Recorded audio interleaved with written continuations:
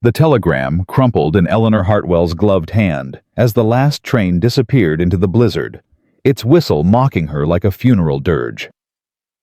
28 years old, $3.17 to her name. Nowhere to go. The depot lamp flickered once, twice, then died, plunging her into darkness so complete she couldn't see her own breath freezing in the December air.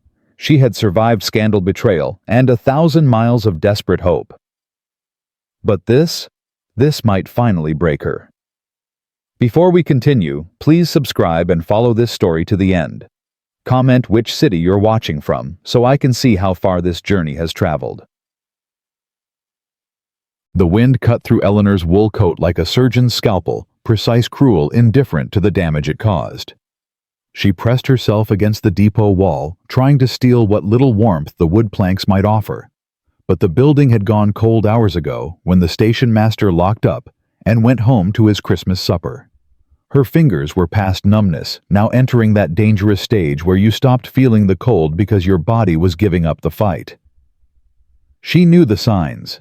She'd seen frostbite victims at Boston General back when she still had a profession, back when people called her Nurse Hartwell, instead of whispering "that woman" behind raised hands. The telegram was still clutched in her hand, though she couldn't read it anymore in the darkness. She didn't need to. The words had burned themselves into her memory, like a brand engagement terminated. Stop. Family cannot associate with woman of questionable character. Stop. Do not come stop. Robert Harrison. The man who'd promised her a fresh start, who'd written her passionate letters about building a life together in Wyoming territory, who'd sent her a train ticket and told her to come before Christmas so they could start the new year as husband and wife. Robert Harrison, who'd apparently heard about Boston. Eleanor laughed, a sound that came out more like a sob. The irony was almost beautiful in its cruelty. She'd lost everything: her position at the hospital, her reputation, her future, because she'd refused to stay silent when Dr. Morrison put his hands where they didn't belong. She'd reported him, filed official complaints, stood before the hospital board and detailed every inappropriate touch, every whispered threat, every time he'd used his authority to corner young nurses in storage rooms. And for her trouble, she'd been branded hysterical, attention-seeking, a woman of loose morals trying to ruin a respected physician's career. Dr. Morrison still worked at Boston General. Eleanor Hartwell had been escorted from the building by security and told never to return. She should have seen it coming with Robert, too. Men like him didn't marry women with reputations, no matter how false those reputations might be. They married proper ladies who knew how to smile and nod and never make waves that might disturb their careful social standing. A sound cut through the wind, hoofbeats growing closer. Eleanor's heart jumped with hope before common sense kicked in. Midnight on Christmas Eve in the middle of a blizzard. No one decent would be out in this weather, which meant whoever was coming probably wasn't someone a woman alone should be glad to see. She pressed tighter against the wall, trying to make herself invisible in the shadows. The hoofbeats slowed, stopped. A man's voice called out, deep and rough with cold. "Anyone there?" Eleanor held her breath. Maybe he'd think the depot was empty. Maybe he'd move on. Maybe, "I can see your footprints in the snow, ma'am. Fresh ones leading right to that wall you're hiding against." Damn! Eleanor straightened, pulling what remained of her dignity around her like armor. If she was going to die tonight, frozen or murdered, take your pick, she'd do it standing up. She stepped into the thin moonlight filtering through the storm clouds. The man sat astride a massive horse, both of them coated in snow. He was broad-shouldered beneath a heavy coat, his face hidden by the shadow of his hat brim. "Depot's closed," she said, proud that her voice came out steady despite the chattering of her teeth. "Station master went home hours ago." "I can see that." He swung down from the saddle with an ease that spoke of a lifetime on horseback. "Question is, why are you still here?" "I missed my connection. In this storm, trains stopped running at sunset." He took a step closer, and Eleanor instinctively moved back. He froze. "I'm not going to hurt you, ma'am. Forgive me if I don't take a stranger's word for it." Her hand found the small knife in her coat pocket, the one she'd carried since leaving Boston. Not much of a weapon, but better than nothing. The man raised his hands, slowly, palms out. Fair enough. Name's Nathan Bridger. I run a horse ranch about 5 miles west of here. Was checking the line shack before the storm got worse when I saw the depot lamp was out. Thought maybe old Henderson forgot to fill it before he left. Well, as you can see, Mr. Henderson remembered just fine. The lamp ran out on its own. How long have you been out here? That's none of your concern. Ma'am, it's 15 below and dropping. You've been out here long enough that you're not shivering anymore, which means your body's shutting down. That is my concern. Eleanor blinked. He was right, she'd stopped shivering about 20 minutes ago. She'd actually felt warmer, which some distant part of her medical training recognized as a very bad sign. I have nowhere else to go, she heard herself say. The hotel's full, the boarding house won't take single women without references, and I don't have money for either anyway. Nathan Bridger was quiet for a long moment. Then he moved toward his horse, and Eleanor's hand tightened on her knife. I've got a spare room, he said, pulling a heavy blanket from his saddlebag. Housekeeper's there, proper and respectable. You'd be warm and safe. Why would you do that? You don't know me. He turned back to her, and for the first time she could see his face clearly weathered, maybe late 30s, with eyes that held the kind of sadness that came from loss rather than malice. Because it's Christmas Eve, he said simply, and because I know what it's like to need help and have nowhere to turn. Eleanor wanted to refuse. Wanted to tell him she didn't need charity, didn't need rescuing, could take care of herself the way she always had. But her lips were too numb to form the words, and her legs were starting to buckle beneath her. The room has a lock, Nathan added. On the inside, and my word as a gentleman that you'll be treated with respect under my roof. A gentleman. Eleanor almost laughed. She'd known plenty of men who called themselves gentlemen while they did ungentlemanly things in dark corners. But the alternative was freezing to death against a depot wall, and spite alone wasn't enough to keep her warm. One night, she said, just until the storm passes. One night, he agreed. He held out the blanket.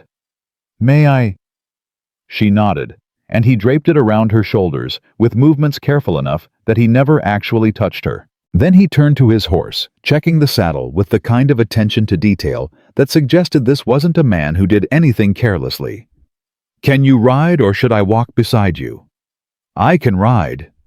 Probably. Maybe. She hadn't been on a horse since she was 12, but damned if she'd admit weakness now.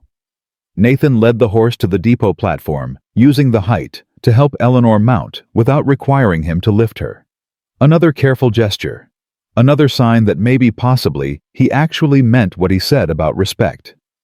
He swung up behind her, keeping a proper distance, his arms reaching around her, only enough to grasp the reins. Hold on to the saddle horn. I'll keep you steady. The ride through the blizzard should have been terrifying. The snow was so thick, Eleanor couldn't see more than a few feet ahead. The wind howled like something alive and angry, and the cold bit through even Nathan's heavy blanket. But his body blocked the worst of the wind, and his voice stayed calm as he murmured directions to the horse. Easy now, Goliath. That's it. Just like we've done 100 times. Goliath, Eleanor found herself asking. Seemed fitting for a horse that size. She could hear the smile in his voice. Though he's gentle as a kitten once you earn his trust. How does one earn a horse's trust? Same way you earn anyone's trust. Consistency, kindness, never asking for more than they can give. He paused. And carrots help. Despite everything, the cold, the fear, the complete upending of her life, Eleanor felt her lips twitch into something almost like a smile. They rode in silence after that, and Eleanor felt herself starting to drift. The exhaustion of the past 3 days was catching up with her, 3 days on trains eating nothing but stale bread, sleeping in snatches between stations. 3 days running from Boston toward a future that turned out to be as fictional as the promises that created it. Stay awake. Nathan's voice cut through the fog. We're almost there. You can sleep when you're warm. I'm so tired. I know, but sleeping in this cold means not waking up. Tell me something, anything. Keep your mind working. Like what? Where are you from? What brought you to Wyoming?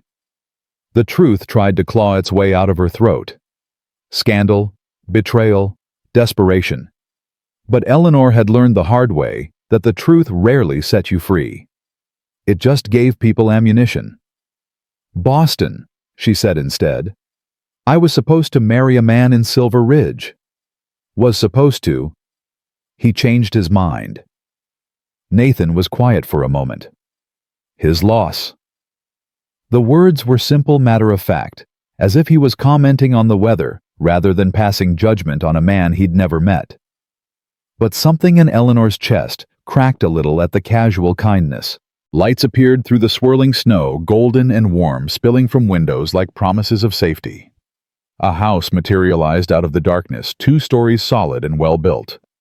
Smoke rose from the chimney, and Eleanor could smell wood burning, could imagine the heat waiting inside. We're here, Nathan said. Hold on, I'm going to dismount first. He slid from the saddle landing in knee-deep snow with barely a sound. Then he reached up to help Eleanor down, his hands careful on her waist, releasing her the moment her feet touched the ground. The front door burst open before they reached the porch. Nathan Bridger, what in God's name are you doing out in... The woman stopped mid-sentence, her eyes landing on Eleanor. She was perhaps 60, with steel gray hair and the kind of face that suggested she'd seen enough of life to be surprised by very little. Who's this? Found her at the depot. Mrs. Carson, this is... Nathan paused. I apologize, ma'am, I never got your name. Or... Eleanor Hartwell. Mrs. Carson's eyes sharpened. Hartwell, the nurse from Boston. Eleanor's blood went cold. How do you... Your fiancé's been telling anyone who'll listen that you're a woman of questionable character, said you'd be coming through on the evening train, and that folks should know to avoid you. The older woman's expression was unreadable. Come inside before you freeze to death. We'll sort out the character questions after you thaw out. Eleanor wanted to run. Wanted to disappear back into the blizzard rather than face another town's judgment, another round of whispers and sideways glances. But Nathan's hand was gentle on her elbow, guiding her toward the warmth, and she was too damn tired to fight anymore. The house wrapped around her like an embrace. Heat from a massive fireplace, the smell of pine and bread, and something cooking that made her stomach clench with hunger. A Christmas tree stood in the corner, decorated with strings of cranberries and paper ornaments that looked handmade. Sit. Mrs. Carson pointed to a chair near the fire. Nathan, get that wet coat off her before she catches pneumonia. I'll make tea. Nathan helped Eleanor out of her coat with the same careful respect he'd shown all night. Her hands were shaking so badly she couldn't work the buttons, and he took over without comment, his own hands steady and warm. Thank you, she whispered. Don't thank me yet. Mrs. Carson's got questions, and she won't be shy about asking them. I heard that, the older woman called from the kitchen. Eleanor managed a weak laugh. Is she always like this? Worse when she's being protective. Nathan hung her coat on a hook near the fire. Fair warning, she was my wife's mother. Lost her daughter 5 years back. Been keeping house for me ever since, and she's got opinions about pretty much everything. Your wife. Eleanor processed that information. I'm sorry for your loss. Something flickered across Nathan's face, grief old and worn smooth by time. Thank you. Lily was. She was everything good. Before Eleanor could respond, a sound from upstairs made them both turn. Footsteps quick and light, followed by a boy appearing on the landing. He couldn't have been more than 10, with dark hair that stuck up in every direction and eyes that went wide when he saw Eleanor. Uncle Nate. Who's that? This is Miss Hartwell, Tommy. She needed shelter from the storm. Nathan's voice gentled in a way that spoke of deep affection. Come say hello properly. The boy Tommy descended the stairs with exaggerated caution, as if approaching a wild animal that might bolt. When he reached the bottom, he executed a surprisingly formal bow. "Pleased to meet you, Miss Hartwell." "The pleasure is mine, Tommy." Eleanor found herself charmed despite her exhaustion. "Though I apologize for arriving so late. It's Christmas Eve. We're supposed to help people on Christmas Eve." He looked at Nathan for confirmation. "Right, Uncle Nate?" "That's what Pa always said." "That's right." Nathan's hand found the boy's shoulder steady and protective. "Your father was wise about a lot of things." Mrs. Carson returned with a steaming mug. "Drink this. It's got honey and whiskey. Medical purposes only." Eleanor accepted the cup, gratefully wrapping her hands around its warmth. The tea was strong and sweet, the whiskey burning pleasantly as it went down. She could feel it spreading through her system, fighting back the cold that had settled into her bones. "Now then."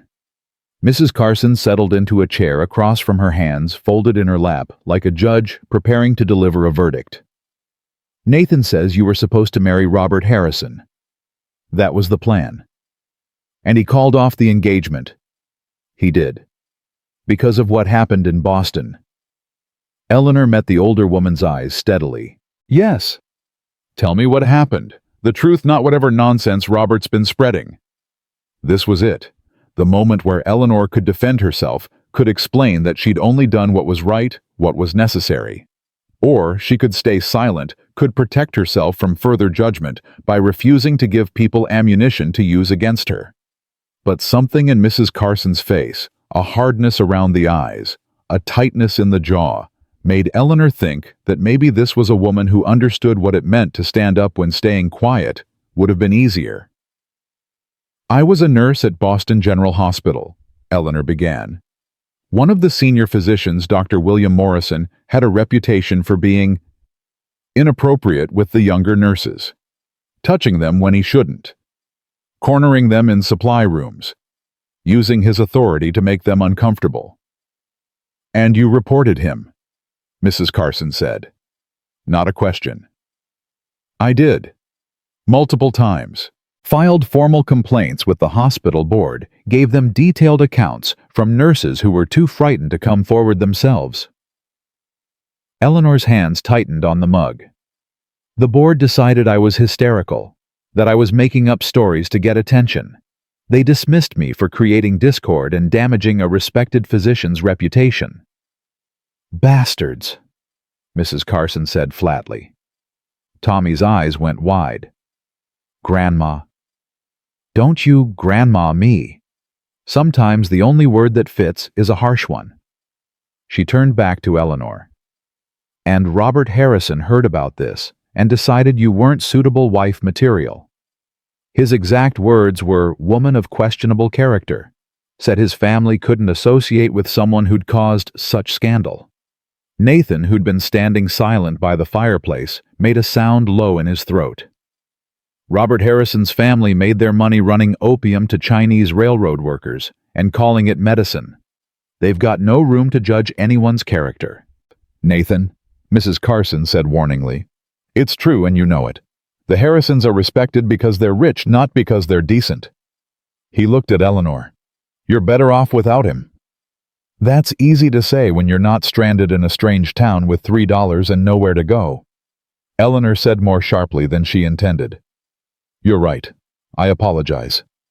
Nathan's voice was quiet. "But the offer stands. You've got a room here as long as you need it. No strings, no expectations." "Why?" The question burst out before Eleanor could stop it. "Why would you help someone you don't know, someone whose own fiancé thought wasn't worth standing by?" Nathan was quiet for a long moment. When he spoke, his words were measured, careful. 5 years ago, my wife went into labor 2 months early. I was out checking the north pasture, thought I had time to finish the job before riding back. By the time I got home..." He stopped, swallowed hard. "She died calling for me, and I wasn't there." The room had gone silent, except for the crackle of the fire. Mrs. Carson found me 3 days later, sitting in the bedroom where Lily had died, holding our stillborn son. I hadn't eaten, hadn't slept, hadn't done anything but sit there, wishing I could go back, and make different choices. Nathan's gray eyes met Eleanor's. She dragged me out of that room, force-fed me soup, reminded me every day for 6 months that I was still alive, and that meant I still had responsibilities. Mrs. Carson's face had softened, her earlier severity replaced by something that looked like old grief. Point is, Nathan continued, everyone needs help sometimes. Everyone deserves a second chance. You stood up for women who couldn't stand up for themselves. That takes courage. The kind of courage that should be rewarded, not punished. Eleanor felt tears prick her eyelids and blinked them back furiously. She would not cry. Not in front of strangers. Not after everything she'd survived. The spare room's upstairs, second door on the left. Mrs. Carson said, her voice gruff. There's a lock on the inside, like Nathan said. Clean sheets, extra quilts, wash basin and fresh water. You'll stay until the storm passes, and then we'll figure out what comes next. I can't pay you. Did anyone ask you to? Mrs. Carson stood brushing off her skirt. Now drink your tea and get some food in you. You look like a strong wind would blow you over. Tommy had been watching the whole exchange with wide eyes. Now he piped up. Miss Hartwell, do you like Christmas pudding? Grandma makes the best in the whole territory. I'm sure I would, Tommy. Thank you. The boy beamed, then raced toward the kitchen. I'll get you some. After he disappeared, Eleanor looked between Nathan and Mrs. Carson. You're being very kind to someone who might bring trouble to your door. Robert Harrison isn't just going to forget I'm here. Let him come.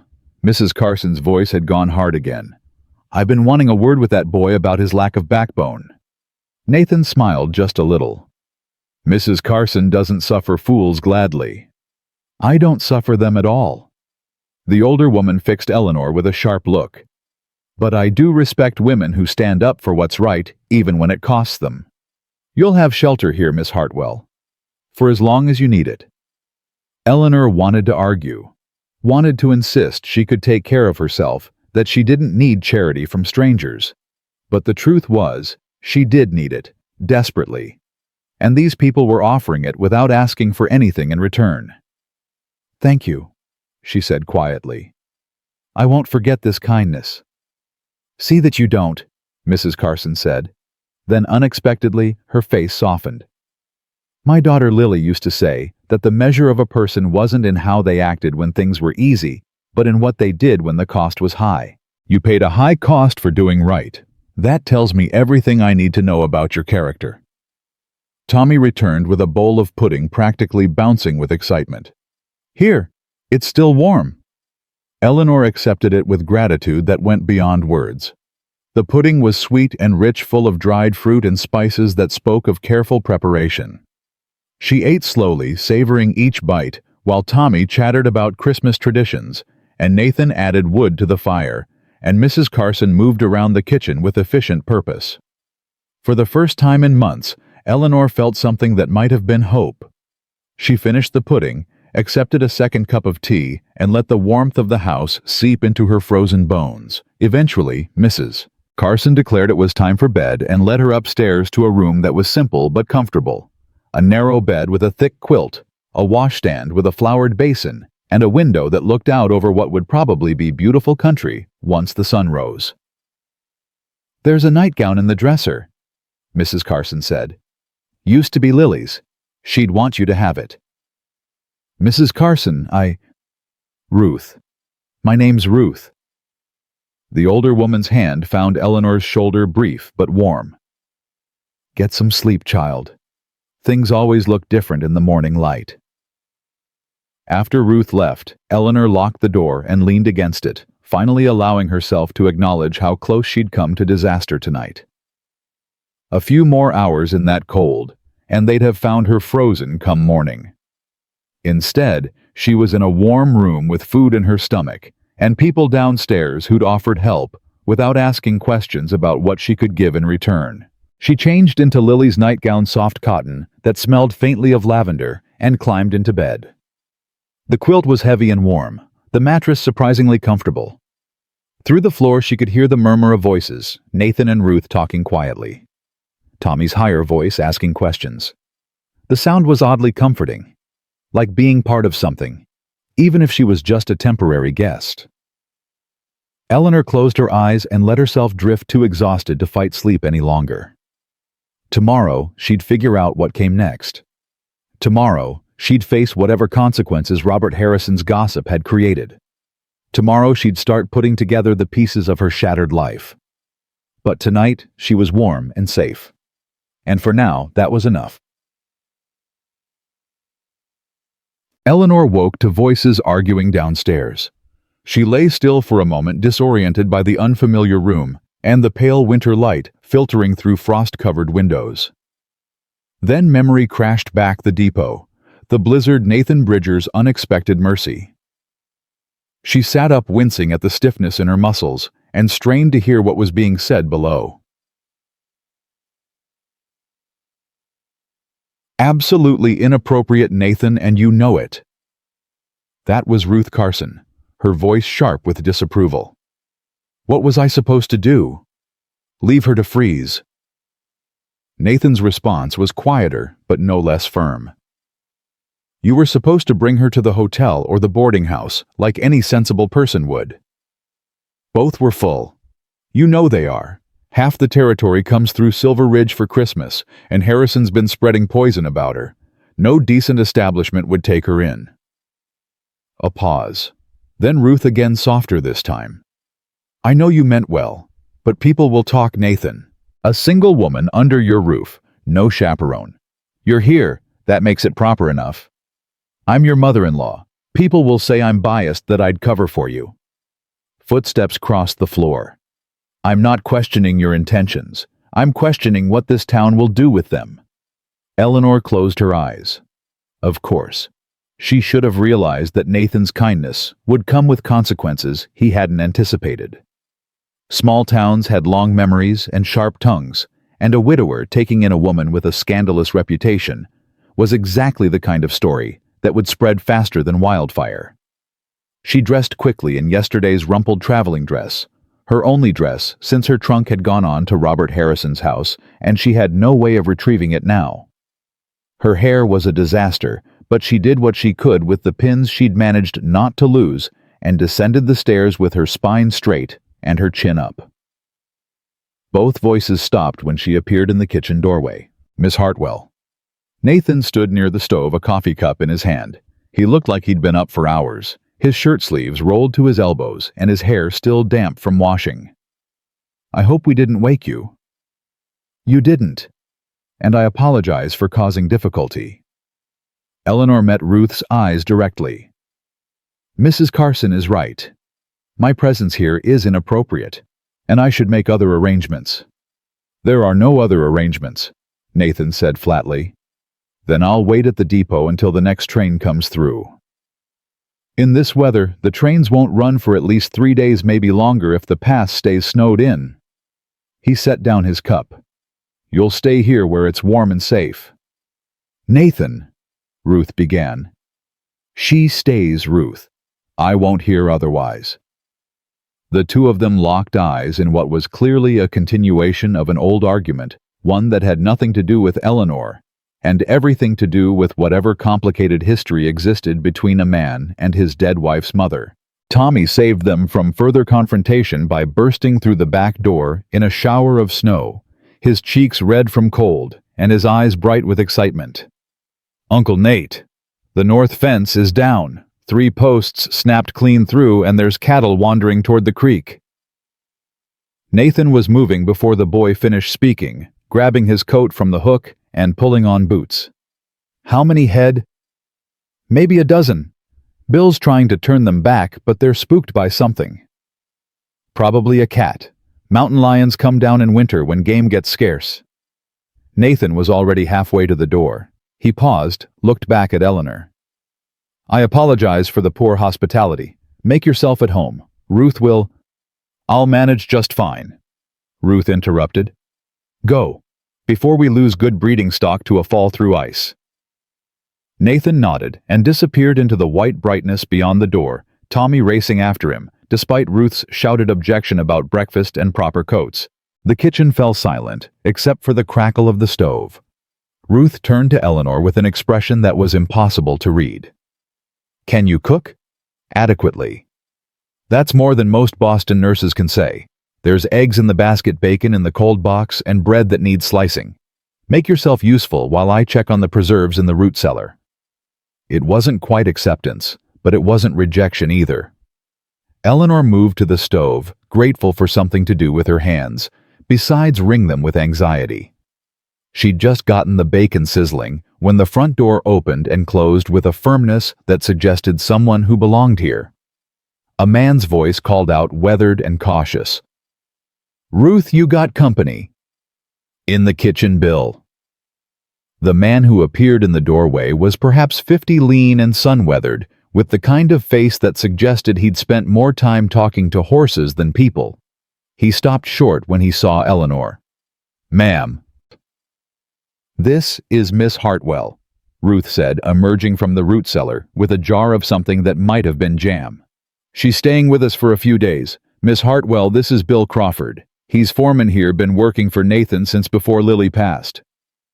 "Pleased to meet you, Mr. Crawford." Bill's eyes narrowed slightly. "Hartwell, you're the nurse from Boston, the one Harrison was engaged to." "I am." "Heard some things about you in town yesterday. Things Harrison was saying." Eleanor's hands stilled on the bacon fork. "I'm sure you did." "Said you got yourself fired for making up stories about a doctor. Said you couldn't be trusted around decent folk." The kitchen seemed to hold its breath. Ruth's face had gone hard, but she said nothing, waiting to see how this would play out. Eleanor met Bill's gaze steadily. Dr. William Morrison at Boston General Hospital had a habit of putting his hands on young nurses without permission. I reported him.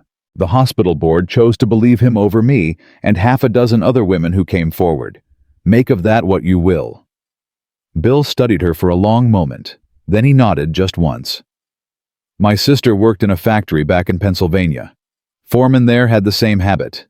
She reported him too and got the same treatment." His voice was gruff.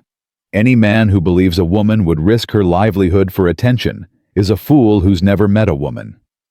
Something in Eleanor's chest loosened. "Breakfast," she offered, suddenly near tears from this unexpected support. "Yes, ma'am. I'd be obliged." They ate in companionable silence, Bill and Ruth trading comments about ranch business, while Eleanor listened and learned. The Bridger Ranch ran about 300 head of cattle and specialized in breeding workhorses, massive draft animals, that sold to mines and freight companies throughout the territory. Nathan's father had started the operation 30 years ago, and Nathan had inherited it along with the responsibility of raising his brother's son after a stampede killed Thomas Bridger 2 years back. "Boy's doing well," Bill said around a mouthful of eggs. "Needs a man's guidance, and Nathan's good with him. Patient." "Too patient sometimes," Ruth said. "That boy needs boundaries along with love. He's 10 years old and lost his father. He needs to know he's safe more than he needs discipline." Bill's tone was mild but firm. "Nathan's doing right by him." Before Ruth could respond, the back door crashed open again. Tommy stood there breathing hard, his face pale beneath the windburn. "Grandma Ruth, Uncle Nate says come quick. There's a man at the fence and he's got a gun." Eleanor's blood went cold. Ruth was already moving, grabbing a heavy shawl and a rifle from the rack near the door. "Bill with me. Tommy, you stay inside with Miss Hartwell." "But—" "Inside. Now." The boy's face crumpled with frustration, but he obeyed, stomping into the kitchen and throwing himself into a chair. Eleanor moved to the window, trying to see what was happening. Through the swirling snow, she could make out shapes near the fence line. Nathan stood facing another man across the posts, both of them rigid with tension. Ruth and Bill were approaching from behind Nathan Ruth's rifle, held with the casual competence of someone who knew how to use it. "Is that Robert Harrison?" Eleanor asked quietly. Tommy pressed his face against the window beside her. "Yeah. He comes around sometimes making trouble. Says Uncle Nate's land should belong to his family by rights." "On what grounds?" "Something about old claims from before the war. Uncle Nate's father filed proper, but Harrison's grandfather said the land was promised to him first. Tommy's voice dropped. Nobody believes him except Colonel Thornton, and that's because Thornton wants to buy the land himself. Eleanor filed away the name Thornton for later consideration and focused on the scene unfolding outside. Even from a distance, she could see Robert Harrison's face was flushed with anger, could see the way his hand kept dropping toward the pistol at his hip. "We should be able to hear them," Tommy said suddenly. "There's a window in the study that's closer. Uncle Nate keeps it cracked even in winter so the room doesn't get musty." He led Eleanor through the house to a small room lined with books and papers, where a window did indeed stand open just enough to let in voices along with the cold air. "No right to keep her here." That was Robert, his voice high and tight with rage. "Miss Hartwell is a guest in my home." Nathan's voice was level-controlled. "She's free to leave whenever she chooses. Until then, she's under my protection." "Protection from what? I'm her fiancé. You ended the engagement. Your words, your choice. That means you've got no claim on her." "She's a liar and a troublemaker. I've got every right to make sure she doesn't spread her poison in this town." Eleanor flinched. Tommy's hand found hers small and warm and surprisingly steady. "Don't listen to him," the boy whispered. "He's mean and everybody knows it." From the fence line, Ruth's voice cut through the argument like a knife. "Robert Harrison, you put that gun away before I put a hole in your hat to let the hot air out. This doesn't concern you, Mrs. Carson. A man threatening my employer on his own land, that concerns me plenty." Ruth's rifle didn't waver. "Now state your business or get gone. We've got work to do." Robert's face twisted with something ugly. "My business is with the woman you're harboring. Miss Hartwell owes me an explanation for the embarrassment she's caused my family." "I owe you nothing." Eleanor hadn't meant to speak, hadn't meant to get involved, but the words burst out before she could stop them. She pushed open the study window fully and leaned out into the cold. "You ended our engagement based on gossip without even asking for my side of the story.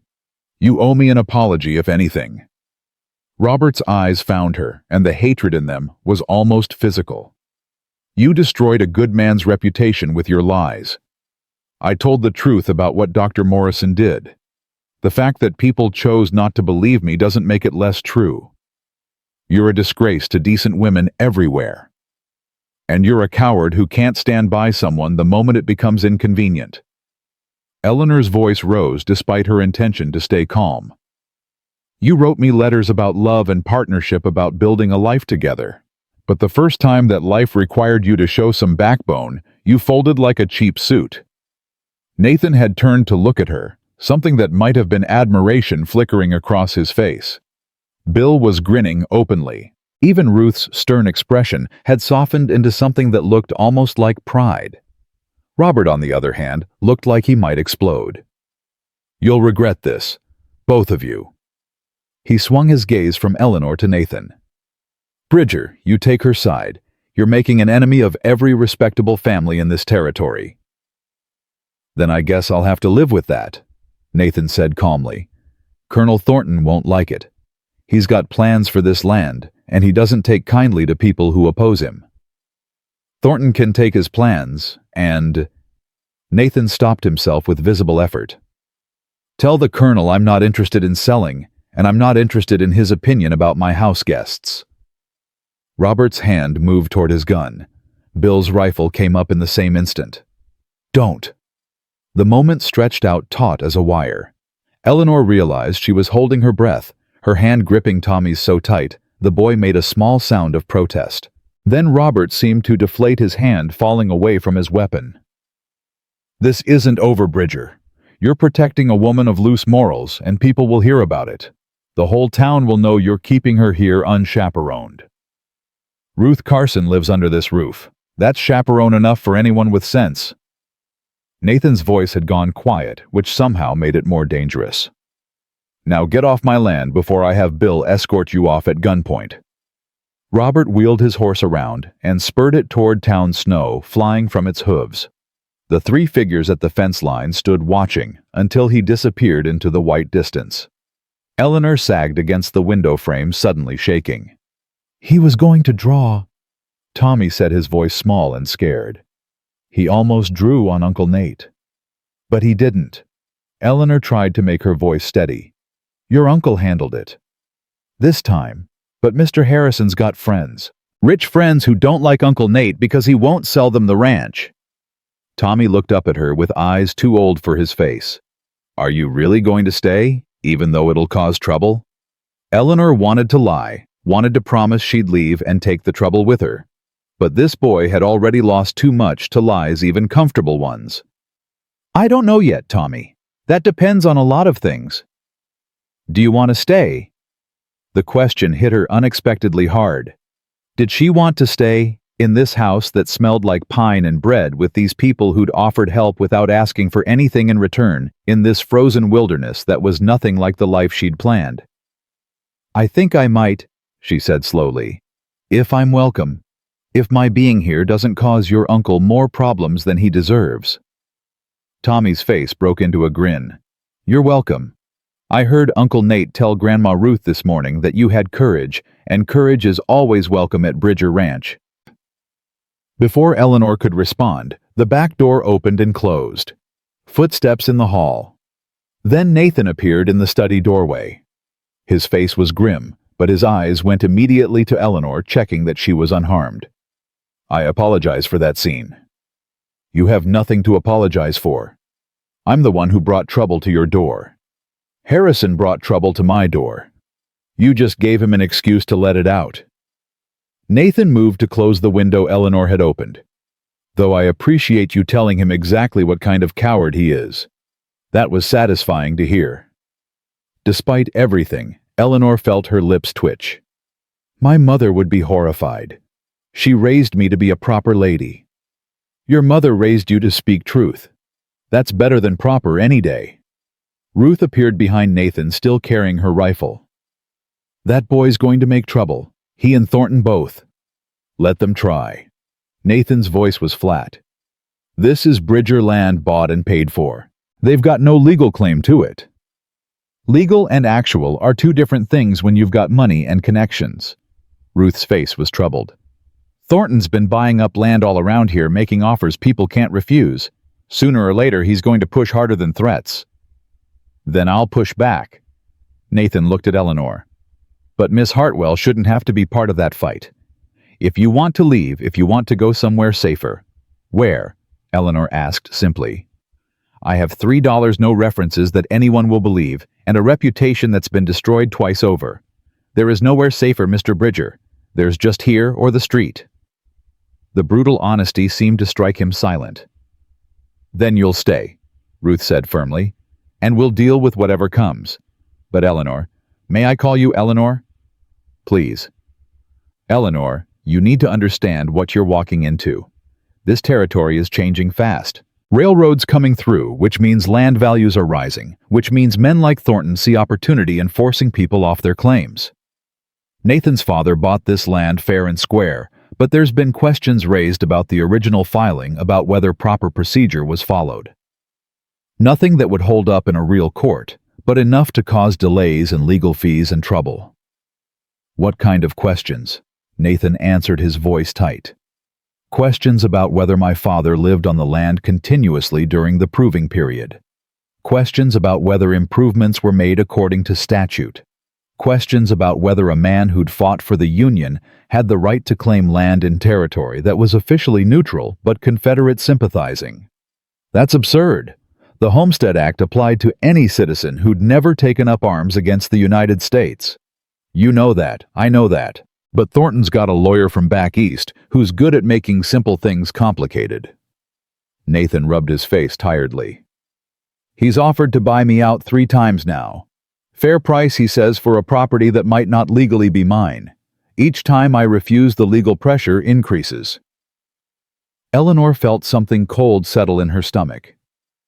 And my being here gives him more ammunition, a moral failing to add to the legal questions. That's about the size of it, Bill said from the doorway. He'd followed Ruth inside, tracking snow across the clean floor. Sorry, Ruth. Harrison spread word all over town that Bridger's keeping a fallen woman under his roof. By tonight, every respectable family in Silver Ridge will be talking about it. Let them talk, Nathan said. Talk turns into testimony if this goes to a territorial judge, Ruth pointed out. Character matters in land disputes. If Thornton can paint you as morally unfit, it strengthens his claim that you're not a proper steward of the property. The trap was elegant in its simplicity. Eleanor's presence here compromised Nathan's reputation, which compromised his legal standing, which gave Thornton exactly what he needed to challenge the land claim. And the only way to avoid it was for Eleanor to leave, which would mean certain destitution for her and moral victory for the men who'd already destroyed her life once. There might be a solution, Eleanor heard herself say, though it's not one any of us will like. 4 pairs of eyes turned to her. What kind of solution? Nathan asked. Eleanor took a deep breath. We get married. The silence that followed was absolute. Then Ruth laughed sharp and short. That's your solution. Jump from the frying pan straight into the fire. Think about it. A wife can't compromise her husband's morals. My presence here becomes respectable overnight. And as Mrs. Bridger, I'd have legal standing to help defend the property claim. You'd also be trapped, Nathan said quietly. Married to a stranger tied to a place you didn't choose with no way out if things go wrong. As opposed to my current situation, which is so much better. Eleanor met his eyes. I'm practical, Mr. Bridger. This solves both our problems. You get respectability and an extra pair of hands to help with whatever fight is coming. I get safety and purpose. It's a business arrangement, nothing more. Marriage is more than a business arrangement. Your marriage was. Mine would be different. She was surprised by how steady her voice sounded. I've already lost one engagement to scandal. I'm not fool enough to expect romance at this point, but partnership, mutual benefit. Those I understand. Tommy looked between them with wide eyes. Are you really going to marry Uncle Nate? Eleanor stopped. That depends on whether he agrees to the arrangement. Nathan had gone very still, his face unreadable. When he finally spoke, his words were carefully measured. You'd be taking on more than you know. This ranch is remote, the work is hard, and the winters are brutal. You'd be isolated for months at a time, and if Thornton escalates his campaign, you could be in actual danger. I'm already in danger, Mr. Bridger. At least here I'd be in danger with people who've shown me kindness. And what would you want from this arrangement, besides safety? The question surprised her. What do you mean? I mean, what would make this tolerable for you? What would you need to not regret the choice? Eleanor considered. Respect. Honest communication. The freedom to be useful rather than ornamental. And the understanding that this is a partnership of equals, not a rescue. Something flickered in Nathan's eyes. And if I wanted more than a business arrangement eventually, if I wanted a real marriage... Her heart jumped uncomfortably. Then we'd discuss it, like partners do. Uncle Nate, Tommy said, urgently tugging on Nathan's sleeve. Say yes. Please, Miss Eleanor's nice, and she makes good eggs, and Mr. Harrison won't be able to say mean things about us anymore if she's family. Ruth made a sound that might have been exasperation or amusement. Lord have mercy, you're actually considering this insanity. I'm considering that it solves multiple problems at once, Nathan said. And that Eleanor's right, it would give her legal standing to help defend the claim. A wife's testimony carries weight. A temporary house guest's doesn't. It's too fast, Ruth protested. You barely know each other. I knew Lily for 3 months before I proposed. You didn't object then. That was different. You loved Lily. And I respected her, which is a better foundation for marriage than romance, according to my mother. Nathan looked at Eleanor. She used to say, love was what happened after you'd chosen to build a life with someone not before. Wise woman, Eleanor said softly. The wind rattled the windows, punctuating the moment.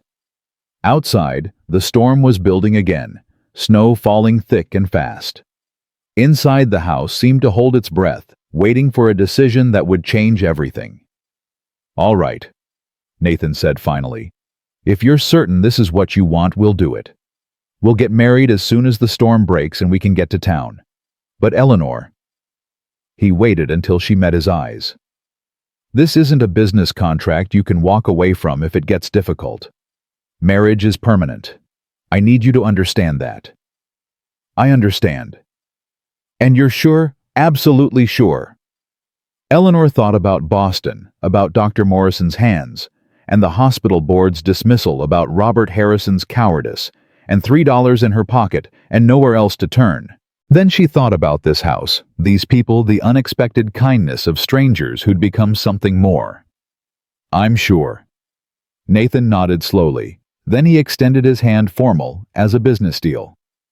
"Then we have an agreement, Miss Hartwell." Eleanor took his hand, feeling the calluses and warmth and strength of it. "We do, Mr. Bridger." Tommy let out a whoop and threw his arms around both of them, nearly knocking Eleanor off balance. Ruth muttered something about insanity and stubbornness, and Bridger men never doing anything the sensible way. Bill just grinned and said he'd go tell the Hands there'd be a wedding, and wasn't that something to celebrate on a cold winter day? As the chaos swirled around her, Eleanor felt something settle in her chest. Not happiness exactly, and certainly not the romantic joy she'd once imagined for her wedding day, but something solid and real and strangely right. She'd come west looking for security and found scandal instead. But maybe, just maybe, she'd found something better. A purpose. A place. A chance to build something meaningful from the ashes of everything she'd lost. The storm howled outside, but inside Bridger Ranch there was warmth and light, and the sound of a family beginning to form around the edges of a practical arrangement. It would have to be enough. The storm broke 2 days later, leaving behind a world transformed into crystalline white silence. Eleanor stood at the kitchen window, watching Nathan and Bill dig out the barn, their breath forming clouds in the frozen air. She'd been at Bridger Ranch for 72 hours, and in that time, her entire future had been decided over breakfast eggs and a handshake. "You're having second thoughts." Ruth's voice came from behind her, not quite a question. "Wouldn't you be?" "I'd be terrified." Ruth moved to stand beside her, wiping flour from her hands onto her apron. "But terror and wrong aren't the same thing." Eleanor glanced at the older woman. "You don't approve of this arrangement." "I didn't say that." "You didn't have to. You've been watching me like I'm a fox in the henhouse ever since Nathan agreed." Ruth was quiet for a moment, her eyes on the men outside. "My daughter loved that man with everything she had, and he loved her the same way. Watching them together was like watching two halves of the same soul find each other." Her voice went soft. "When she died, something in Nathan died with her. For 5 years I've watched him go through the motions of living without actually being alive. And now here you come and suddenly he's making decisions, taking risks, showing fight again. You're afraid I'll hurt him. I'm afraid you'll wake him up just enough to make it hurt worse when you leave." Eleanor turned to face Ruth fully. "I'm not leaving. I gave my word." "Words are easy. Living up to them when things get hard, that's what counts." Ruth's gaze was sharp, assessing. "You've been hurt, Eleanor, badly, by men who should have protected you. I understand that. But Nathan's been hurt too, and he's got a boy depending on him who can't take another loss. So I need to know, are you marrying my son-in-law because you want to build something real, or because you're running from something broken?" The question struck deeper than Eleanor expected. She thought about Dr. Morrison's hands, about the hospital board's dismissal, about Robert Harrison's telegram crumpling in her frozen fingers. She thought about $3 and nowhere to go, and the very real possibility that she'd have died on that depot platform if Nathan hadn't stopped. "Both," she said finally. "I'm running from something broken, and I'm trying to build something real. Can't it be both?" Ruth studied her for a long moment. Then unexpectedly she smiled. "Yes, I suppose it can." She turned back to her bread dough, kneading with practiced efficiency. "The Reverend will be able to perform the ceremony tomorrow if the roads stay clear. I've got Lily's wedding dress packed away upstairs. You're taller than she was, but I can let down the hem." Eleanor felt her throat tighten. "You'd let me wear Lily's dress?" She'd want it used. Lily believed in practical love, not sentimental hoarding. Ruth's hands stilled on the dough. "But Eleanor, understand this. That dress represents a promise. Not just to Nathan, but to this family. To Tommy, who needs stability more than he needs another person walking away. To this land which will demand everything you have and more. To the fight that's coming, because Thornton won't let this go quietly." "I understand. I hope you do." The back door banged open and Tommy burst in, trailing snow and excitement. "Miss Eleanor, Uncle Nate says you should come see the horses. We've got a mare that's going to foal any day now, and she's the prettiest thing you ever saw." Eleanor let herself be dragged outside, grateful for the interruption. The cold hit her like a physical blow, but Tommy's enthusiasm was infectious as he pulled her toward the barn. Inside, the air was warm with animal heat and smelled of hay and leather. Nathan was checking a chestnut mare's legs, his hands gentle and sure. He looked up when they entered, and something crossed his face, surprise maybe, or pleasure at seeing her venture out. "Tommy thinks you need to meet Duchess," he said, straightening. "Fair warning, she's got opinions about strangers." "Don't we all?" Eleanor approached slowly, extending her hand for the mare to sniff. Duchess regarded her with dark, intelligent eyes, then apparently decided Eleanor was acceptable and nuzzled her palm. "She likes you," Tommy crowed. "She bit Mr. Harrison last time he was here." "Smart horse," Nathan murmured, then louder. "Tommy, go help Bill with the water troughs. I need to talk to Miss Hartwell." The boy's face fell with dramatic disappointment, but he obeyed, trudging toward the back of the barn. Nathan waited until he was out of earshot before speaking. "Ruth told me what she said to you, about making sure you understand what you're getting into. She's protecting you. I don't fault her for that. I don't need protecting." Nathan's voice was quiet but firm. "And neither do you. What we need is honesty about what this arrangement is and isn't." Eleanor braced herself. "All right, what is it?" "It's a partnership. Equal say in decisions about the ranch, about Tommy, about our lives. It's respect even when we disagree. It's standing together when trouble comes, because it will come." He paused, choosing his words carefully. "What it isn't is a love match. I can't promise you romance or poetry or whatever it was you expected with Harrison. I can promise you honesty, loyalty, and a home for as long as you want one. That's more than Robert ever promised." "Then he was a fool." Nathan's gray eyes held hers. "But Eleanor, you need to know something else. Thornton won't let this go. He wants this land, and he's got resources I don't have. Money, lawyers, connections in the territorial government. This marriage will protect your reputation, but it might also put you in the line of fire." "What kind of fire?" Nathan was quiet for a moment, stroking Duchess's neck. When he spoke, his voice carried old pain. "Lily died in this barn. Not from childbirth complications like people think. From a fall she took when someone left the hayloft ladder sabotaged. She was 8 months pregnant, came out to check on a sick calf, and the ladder gave way under her weight." Eleanor felt ice form in her veins. "Someone sabotaged it." "I can't prove it. Bill checked the ladder afterward, said the break was clean like it had been sawed partway through. But there were no witnesses, no evidence that would hold up legally. The territorial marshal called it an accident." Nathan's jaw was tight. But 3 weeks before she died, Thornton had made his first offer to buy the ranch, and Lily was the one who told him no, told him Bridger land wasn't for sale at any price. "You think Thornton killed your wife?" "I think Thornton wants this land badly enough that people who stand in his way tend to have accidents." Nathan met her eyes. "I'm telling you this because you deserve to know what you're marrying into. This isn't just about respectability or business arrangements. It could be dangerous." Eleanor thought about Boston, about standing before the hospital board and knowing her career was over, but speaking truth anyway.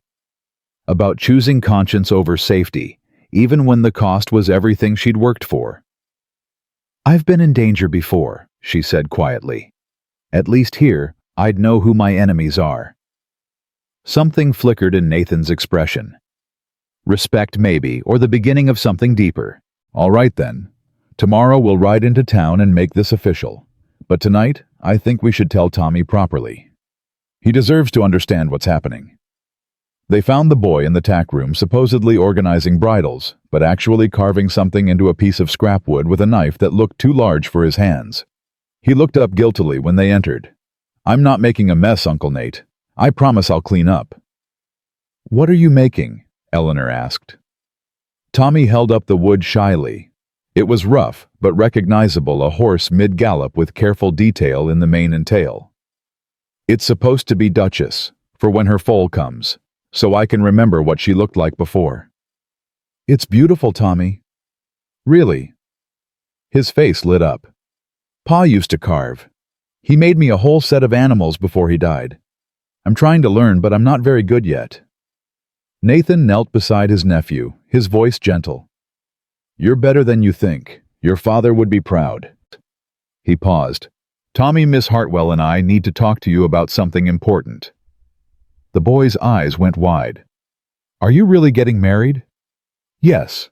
Tomorrow, if Reverend Murphy can perform the ceremony. And Miss Eleanor will stay here forever. That's the plan." Tommy launched himself at Eleanor with enough force to make her stumble. His arms wrapped around her waist, his face pressed against her coat, and she felt him trembling. "Hey now," she said softly, her hand finding his hair. "What's this about? I don't want you to leave like Ma did." His voice was muffled against her coat. "Everybody leaves." Eleanor's heart cracked. She knelt down to his level, taking his face in her hands. "Tommy, look at me. I'm making a promise to your uncle tomorrow, and I don't break promises. I'm staying. You understand? But what if something bad happens? What if the ladder breaks again, or— Tommy." Nathan's voice was rough with emotion. "Nothing's going to happen to Miss Eleanor. I won't let it. You couldn't stop it before." The words hung in the air like smoke. Nathan flinched as if struck, and Eleanor saw the guilt he carried written across his face. He blamed himself for Lily's death, for not being there, for not protecting her. "No," Nathan said quietly. "I couldn't stop it before. But I've learned from that mistake. This time I'll be more careful. We all will be." "Promise?" Tommy's voice was small. "I promise." The boy seemed to accept this, wiping his eyes on his sleeve. "Can I call her Aunt Eleanor after you're married? If she doesn't mind." Tommy looked at Eleanor hopefully. She felt something shift in her chest, some wall she'd been maintaining since Boston crumbling under the weight of this child's need. "I'd like that very much." They walked back to the house through snow that crunched beneath their boots, Tommy chattering between them about wedding plans and whether there would be cake, and could he please wear his Sunday suit even though it was getting too small. The normalcy of it felt surreal against the backdrop of sabotaged ladders and dangerous enemies. That evening, Ruth pulled out Lily's wedding dress. It was simpler than Eleanor expected, cream-colored wool with pearl buttons and lace at the collar, practical enough for frontier life, but beautiful in its simplicity. She made it herself. Ruth set her fingers gentle on the fabric. Spent 6 months on the lacework. Said if she was going to marry a rancher, she wanted a dress she could actually move in. Eleanor touched the lace carefully. "It's lovely. Try it on. I need to see where to let down the hem." In the privacy of the guest room, Eleanor slipped into the dress. It fit surprisingly well through the bodice, though Ruth was right about the length. She stared at herself in the small mirror, seeing a stranger in a dead woman's dress about to marry a man she'd known for 3 days. A knock on the door made her turn. "Come in." Ruth entered carrying a sewing basket. She stopped short when she saw Eleanor, her face doing something complicated. "You look like her, not in features but in the way you hold yourself."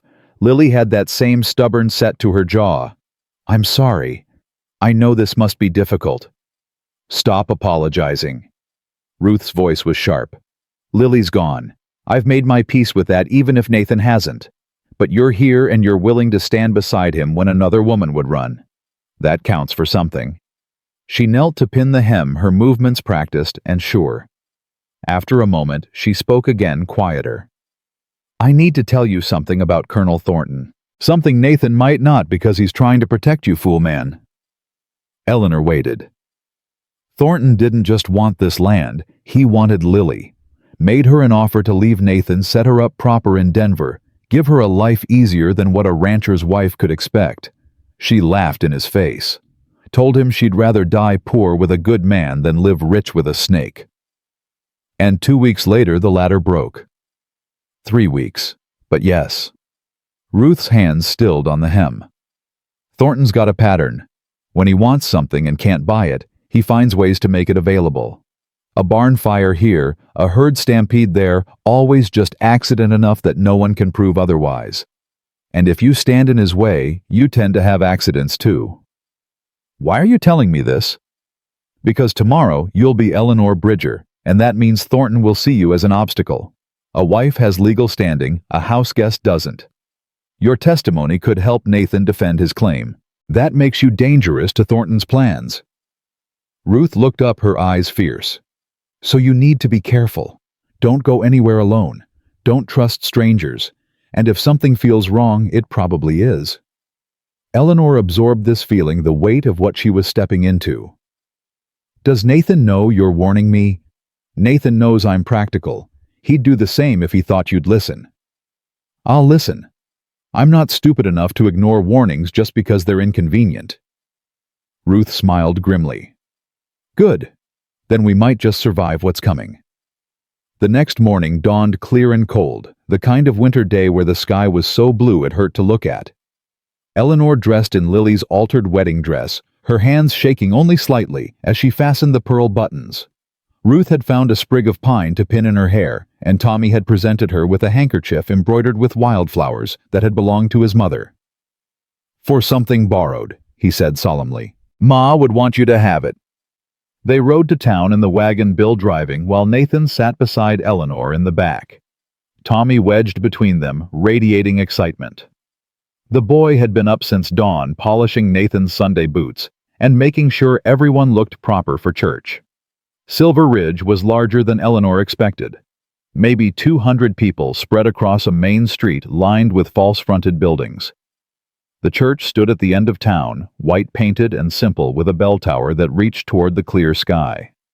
Reverend Josiah Murphy met them at the door, a weathered Irishman in his 50s with kind eyes and a forthright manner. "Nathan, Mrs. Carson, and you must be Miss Hartwell." His handshake was firm. "I'll be honest, I've heard some talk about you in town. Most of it from Robert Harrison, none of it charitable." "I imagine not. Harrison's a fool and a coward, and I've told him so to his face." Murphy's brogue was thick with disapproval. "Any man who'd abandon a woman in a blizzard over gossip isn't worth the air he breathes.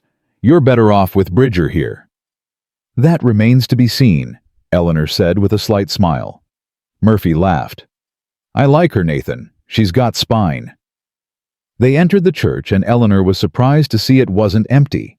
A dozen people sat scattered across the pews, Bill Crawford and the other ranch hands, a few townspeople she didn't recognize, and in the front row a couple who looked to be in their 30s.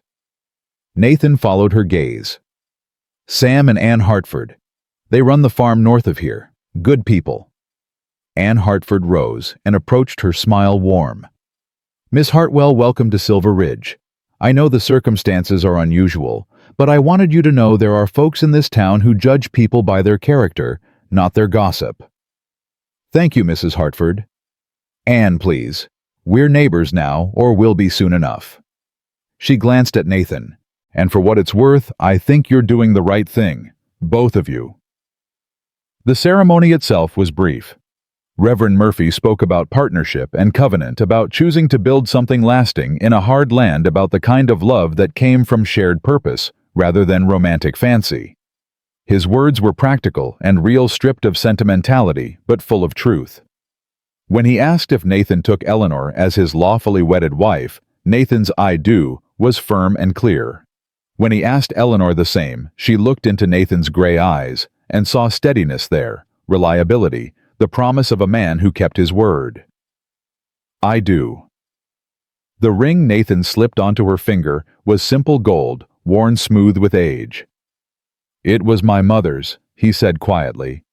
"If you'd rather have something new, it's perfect." They sealed the marriage with a kiss that was chaste and brief, appropriate for a business arrangement witnessed by friends and neighbors. But Eleanor felt something shift as their lips met, some understanding passing between them that went deeper than words. Tommy cheered, Bill whistled, and Anne Hartford dabbed at her eyes with a handkerchief. They signed the marriage register in Reverend Murphy's neat script, making it official in the eyes of law and church.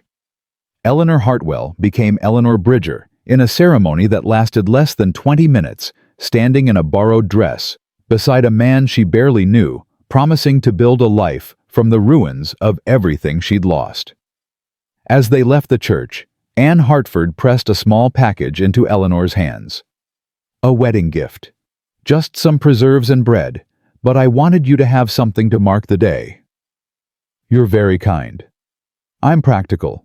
New wives need friends, especially when they're marrying into complicated situations." Anne's voice dropped. "If you need anything, and I mean anything, you send word. Sam and I don't have much, but what we have we share." Before Eleanor could respond, a commotion from the street drew everyone's attention. A black carriage had pulled up in front of the church, expensive and out of place in this frontier town. The door opened, and a man stepped out. Colonel Beauregard Thornton was perhaps 50, with silver hair and the upright bearing of career military. His Confederate gray coat was immaculate despite the muddy streets, and his pale blue eyes swept across the assembled group with cold assessment. "Bridger," he said, his voice cultured and southern soft. "I heard you were getting married. Thought I'd offer my congratulations." "We don't need your congratulations, Thornton." Nathan's voice had gone flat. "Now is that any way to greet a neighbor?" Thornton's smile didn't reach his eyes. "And you must be the former Miss Hartwell. I've heard so much about you from young Harrison." "Colonel." Eleanor kept her voice neutral, but she could feel tension radiating from Nathan beside her. "A hasty marriage." Thornton continued, his tone conversational. "Some might say suspiciously so. One wonders what circumstances might require such urgency." "One might mind one's own business," Ruth said sharply from behind them. Thornton's gaze shifted to her, something ugly flickering across his face before his pleasant mask settled back into place. "Mrs. Carson, still playing nursemaid to your son-in-law, I see. How devoted." "State your business or move along," Nathan said quietly. "We've got celebrating to do." "My business is simple. I'm here to make you one final offer for your land. Generous terms, more than fair market value. Enough to set you and your new bride up comfortable anywhere in the territory." Thornton pulled a paper from his coat. "All legal and proper, drawn up by my attorney." "The answer's no. Same as it's been every other time you've asked." "Nathan, be reasonable. The railroad's coming through this valley. I've got it on good authority. The line will run right through your northern pasture. The territorial government will take that land by eminent domain if you don't sell willingly. Better to profit now than lose it for pennies later." Eleanor felt Nathan tense beside her. "You seem awful certain about where that railroad's going." "I have connections in Helena. They keep me informed." Thornton's smile was sharp. "Point is, your land will be taken one way or another. I'm offering you a chance to walk away with dignity and money intact. Or," the single word was quiet but dangerous, "or things get complicated. Questions about your title, about whether proper homesteading requirements were met. Questions about moral fitness to maintain a claim, particularly now that you've married a woman of questionable reputation." Thornton's eyes flicked to Eleanor. "No offense intended, Mrs. Bridger." "Plenty taken," Eleanor said coolly. "I'm giving you 1 week to consider my offer," Thornton continued, as if she hadn't spoken. "After that, I'll be filing formal challenges to your claim with the Territorial Land Office. And trust me, Bridger, you don't want this fight. I've got resources you can't match and patience you can't outlast. Then I guess we'll see who's more stubborn." Thornton's pleasant facade cracked slightly. "You're making a mistake. A costly one. That's my right as a property owner. For now." Thornton climbed back into his carriage. "1 week, Bridger. Think about it carefully. Think about what you stand to lose."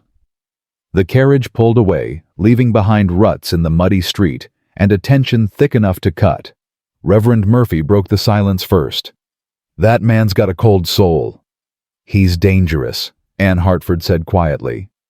Sam heard from the territorial marshal that Thornton's been buying up land all through this valley.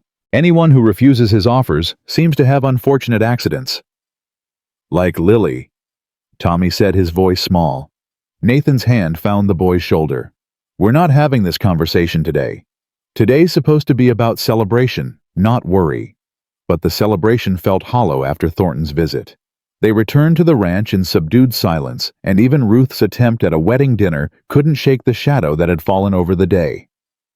That night, Eleanor stood in what was now her bedroom. Nathan had insisted she take the larger room while he moved to the smaller one down the hall. Through the window she could see the barn where Lily had died, could imagine the terror of falling while pregnant, the knowledge that you were dying and taking your unborn child with you. A soft knock on the door made her turn. "Come in." Nathan entered, still in his wedding clothes, looking uncertain in a way she hadn't seen before. "I wanted to make sure you were all right. After Thornton's threats." "I've survived worse threats." "Maybe. But those threats weren't backed by money and territorial connections." He moved to stand beside her at the window. "Eleanor, I need you to understand something. If you want to leave, if this is too much, I'll help you get somewhere safe. Give you money, references, whatever you need. You don't have to stay just because we went through with the ceremony." Eleanor looked at him. This man who'd saved her from freezing, who'd offered shelter without asking for anything in return, who was now trying to give her an escape route from the very marriage she'd proposed. "Do you want me to leave?" "No. God, no." The words came out raw. "But I won't trap you in something that might get you killed." "I'm already trapped, Nathan. By reputation, by lack of options, by a world that punishes women for speaking truth." She turned to face him fully. "At least here, I'm trapped with someone decent. Someone who keeps his word. That's more than I've had in a long time." Something in his expression shifted. "I will keep my word, Eleanor. Whatever comes, I'll stand beside you. Then we'll stand together. Partners like we agreed." "Partners," he echoed. Then hesitantly, "May I kiss you properly this time, not for show?" Eleanor's heart jumped. "Why?" "Because you're my wife, and I'd like to mark that somehow. But only if you're willing." She studied his face, seeing sincerity there, not demand. Seeing a man asking permission, rather than taking what he thought he was owed. "All right." This kiss was different from the brief ceremony press of lips. Nathan's hand came up to cup her face, gentle and warm, and his mouth moved over hers with careful attention. Eleanor felt heat spread through her, unexpected and startling, and when they broke apart, she was breathing hard. "I should let you rest," Nathan said, his voice rough. "It's been a long day." After he left, Eleanor sat on the edge of her bed and stared at the simple gold band on her finger. She'd married a stranger to save her reputation and found herself bound to a man who might actually be worth the risk. But outside in the darkness, enemies were gathering, and the price of this marriage might be higher than either of them had imagined. Tomorrow, she'd start learning to be a rancher's wife. Tonight, she'd let herself feel the strange mix of hope and terror that came from choosing an unknown future over a certain disaster. The wind rattled her window, and somewhere in the distance, a wolf howled. Eleanor pulled Lily's quilt around her shoulders and tried not to think about sabotaged ladders and cold-eyed colonels and the very real possibility that she'd traded one kind of danger for another. But she'd made her choice, and she'd live with it. That's what Bridgers did. Eleanor woke to screaming. She was out of bed and running before her mind fully registered what she'd heard, her feet bare on the cold floorboards, her nightgown tangling around her legs. The screams were coming from Tommy's room, high and desperate and wrong. Nathan was already there when she burst through the door, kneeling beside the bed, where Tommy thrashed and fought against invisible enemies. The boy's face was flushed with fever, his eyes open, but unseeing, his whole body convulsing with shivers despite the quilts piled on top of him. "How long has he been like this?" Eleanor demanded, her nurse's training kicking in as she pressed her hand to Tommy's forehead. The heat radiating from his skin was alarming. "I don't know. His crying woke me maybe 5 minutes ago." Nathan's voice was tight with fear. "Eleanor, what's wrong with him?" She pulled back Tommy's eyelid, checking his pupils, then ran her hands along his neck, feeling for swelling. "When did he start feeling poorly?" "He complained of a headache at dinner, said his stomach hurt. I thought maybe he'd just eaten too much cake." Eleanor's mind raced through possibilities. The fever was too high too fast for a simple stomach upset. She pulled down the quilts and lifted Tommy's nightshirt, her breath catching when she saw the rash spreading across his abdomen. "Ruth!" she called out. "I need clean water cloths and whatever willow bark you have in the house. Now." The older woman appeared in the doorway, took one look at Tommy, and disappeared without questions. Eleanor turned back to Nathan. "Help me get him to the kitchen. We need to cool him down before the fever causes permanent damage." Between them, they carried the boy downstairs, Tommy still fighting and crying out in his delirium. Eleanor had Nathan hold him in a chair while she stripped off the sweat-soaked nightshirt and began sponging him down with cool water Ruth brought from the pump. "What is it?" Nathan asked, his voice raw. "What's making him like this?" "I think it's scarlet fever. The rash, the high temperature, the rapid onset. It all fits." Eleanor worked quickly, her hands steady despite the terror clawing at her chest. "In Boston, I saw cases like this. Children would be fine one day and burning up the next." "How do we treat it?" "We cool the fever, keep fluids in him, and pray." She looked up at Nathan, seeing her own fear reflected in his eyes. "I'm not going to lie to you. This is serious. Children die from scarlet fever, especially when the fever spikes this high." "No."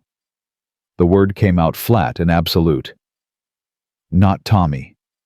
I can't lose him too." Eleanor wanted to promise that everything would be fine, that Tommy would recover, that they'd caught it in time. But she'd learned the hard way that false comfort helped no one. "Then we fight," she said instead. "But Nathan, you need to prepare yourself. The next few hours will tell us whether he's strong enough to beat this." Ruth appeared with an armful of supplies, cloths, a basin dried willow bark for tea, and a bottle of something that smelled medicinal. "This is all we've got. Bill's riding to fetch Doc Preston from town, but in this snow he won't make it back before morning. Then we work with what we have." Eleanor crushed the willow bark and poured boiling water over it, letting it steep while she continued cooling Tommy's skin. The boy had stopped thrashing, but his stillness was almost worse than the fighting. He lay limp in Nathan's arms, his breathing shallow and rapid. "Tommy!" Eleanor leaned close to his ear, pitching her voice to cut through the fever haze. "Tommy, can you hear me? I need you to drink something." No response. She tried again, louder this time. "Thomas Bridger, you listen to me. You're going to drink this tea, and you're going to fight this fever, and you're going to get better. Do you understand?" A flicker behind his eyelids. His lips moved, forming words too quiet to hear. "That's it. Come on, Tommy. Come back to us." She held the cup to his lips, tilting it carefully. "Just a sip. That's all I need." He swallowed, choked, coughed, but some of the liquid went down, and that was enough to build on. Over the next hour, Eleanor managed to get half the cup into him, alternating between willowbark tea and plain water. Always talking, always encouraging, always refusing to let him slip away into unconscious darkness. Nathan held his nephew through all of it. his arms steady even when his face showed the strain. Ruth moved around them with quiet efficiency, bringing fresh water, wringing out cloths, keeping the stove fed so the kitchen stayed warm. "Tell me about Boston." Nathan's voice broke the tense silence. "Tell me about the cases you treated there." Eleanor understood what he was asking. He needed reassurance that she knew what she was doing, that Tommy was in capable hands. So she talked, describing the hospital ward where she'd worked, the children she'd nursed through fevers and infections, the techniques she'd learned from doctors who actually respected her skill. There was a girl about Tommy's age who came in with scarlet fever worse than this. Her mother brought her in too late after the fever had been raging for 2 days. "I thought we'd lose her." Eleanor sponged Tommy's chest, watching his breathing. But she was stubborn, fought that fever like it was a personal enemy. 3 days later, she walked out of the hospital demanding pancakes. "Tommy's stubborn too," Nathan said quietly. "Gets it from his father. Thomas was the most pig-headed man I ever knew." "Tell me about him." So Nathan talked, his voice rough with memory and grief, about a brother who'd been his best friend, about teaching Thomas to ride and rope and read, about the day Thomas brought home a bride and became a father, about the stupid accident that had killed him too young. "Stampede," Nathan said. "Thomas was trying to turn the herd before they ran into a ravine. His horse went down and he went under the hooves. Bill found him after, brought him home so we could bury him proper." His arms tightened around Tommy. "This boy is all I have left of my brother. I can't lose him." "You won't."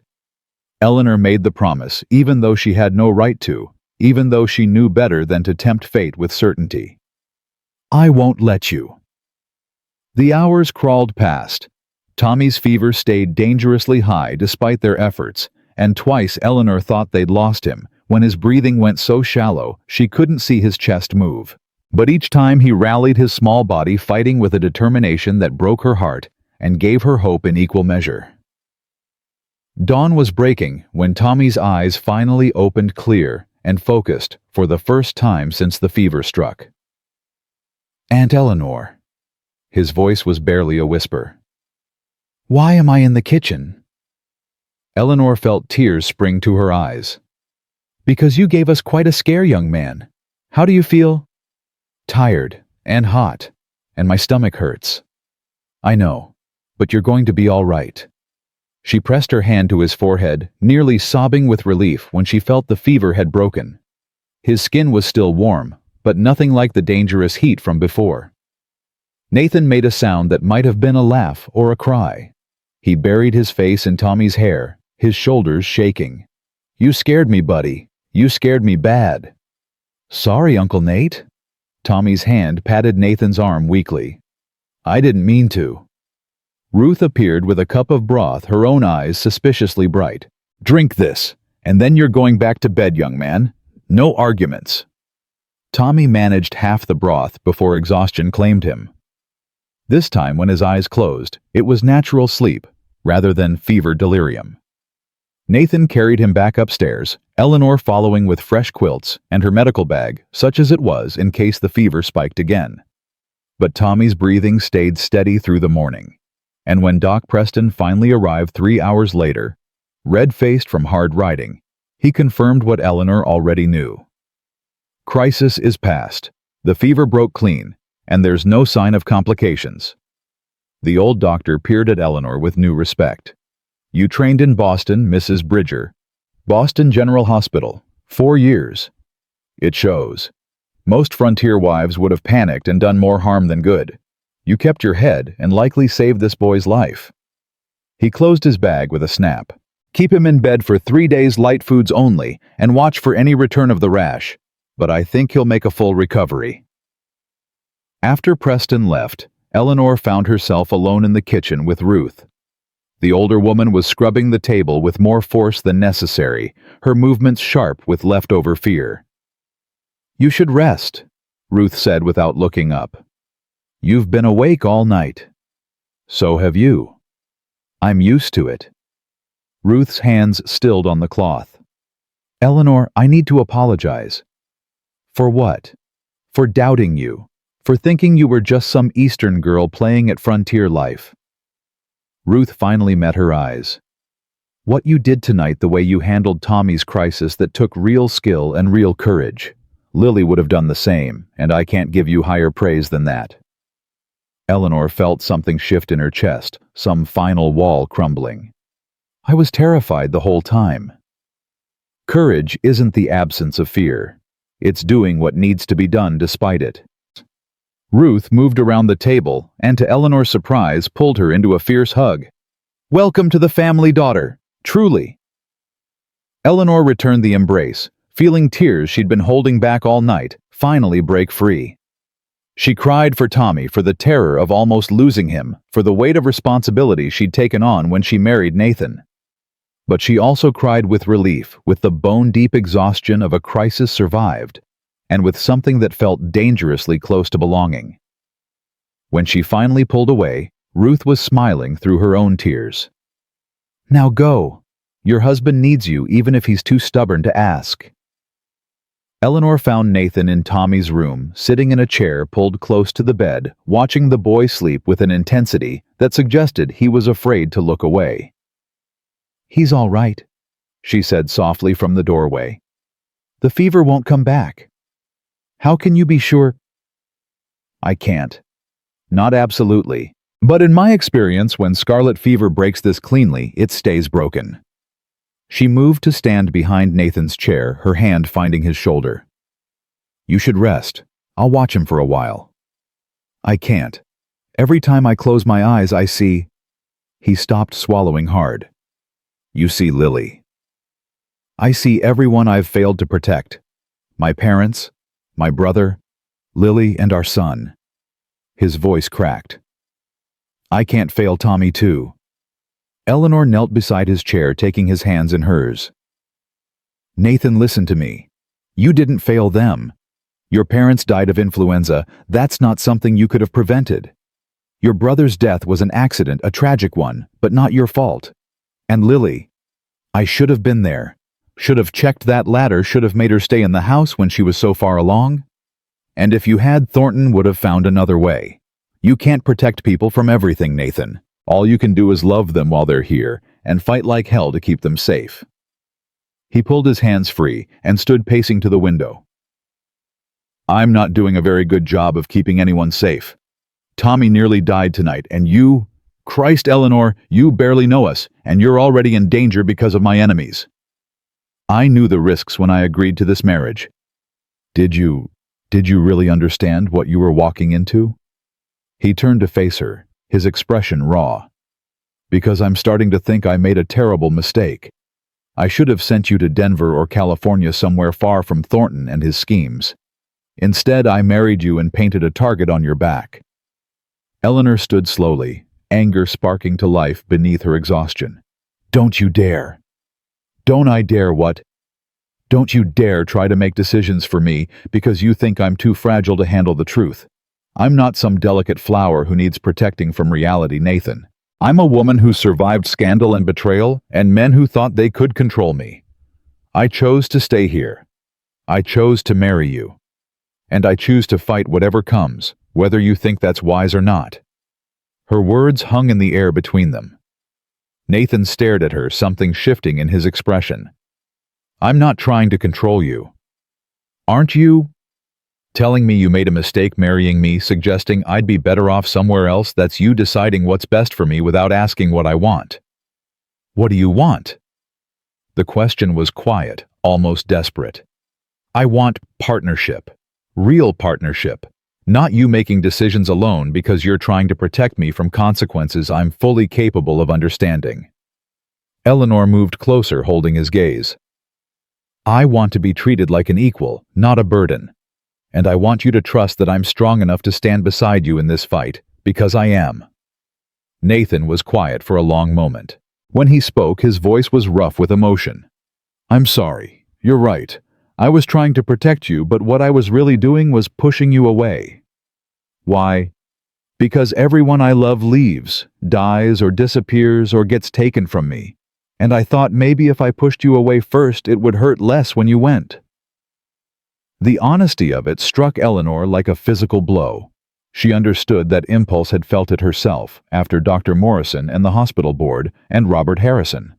The urge to protect yourself by refusing to let anyone close enough to wound you. "I'm not leaving," she said firmly. "You're stuck with me, Nathan Bridger, for better or worse in sickness and in health, until death parts us." Those weren't just words I spoke in church. They were a promise. Something broke in Nathan's face. He crossed the distance between them in 2 strides and pulled her into his arms, holding her with a fierceness that spoke of desperation and relief and something that might have been the beginning of love. "I don't deserve you," he muttered against her hair. "Probably not, but you're stuck with me anyway." She felt him laugh, a shaky sound that was half sob. They stood there in the quiet room holding each other while Tommy slept peacefully nearby, and Eleanor felt something fundamental shift between them. This wasn't just a business arrangement anymore.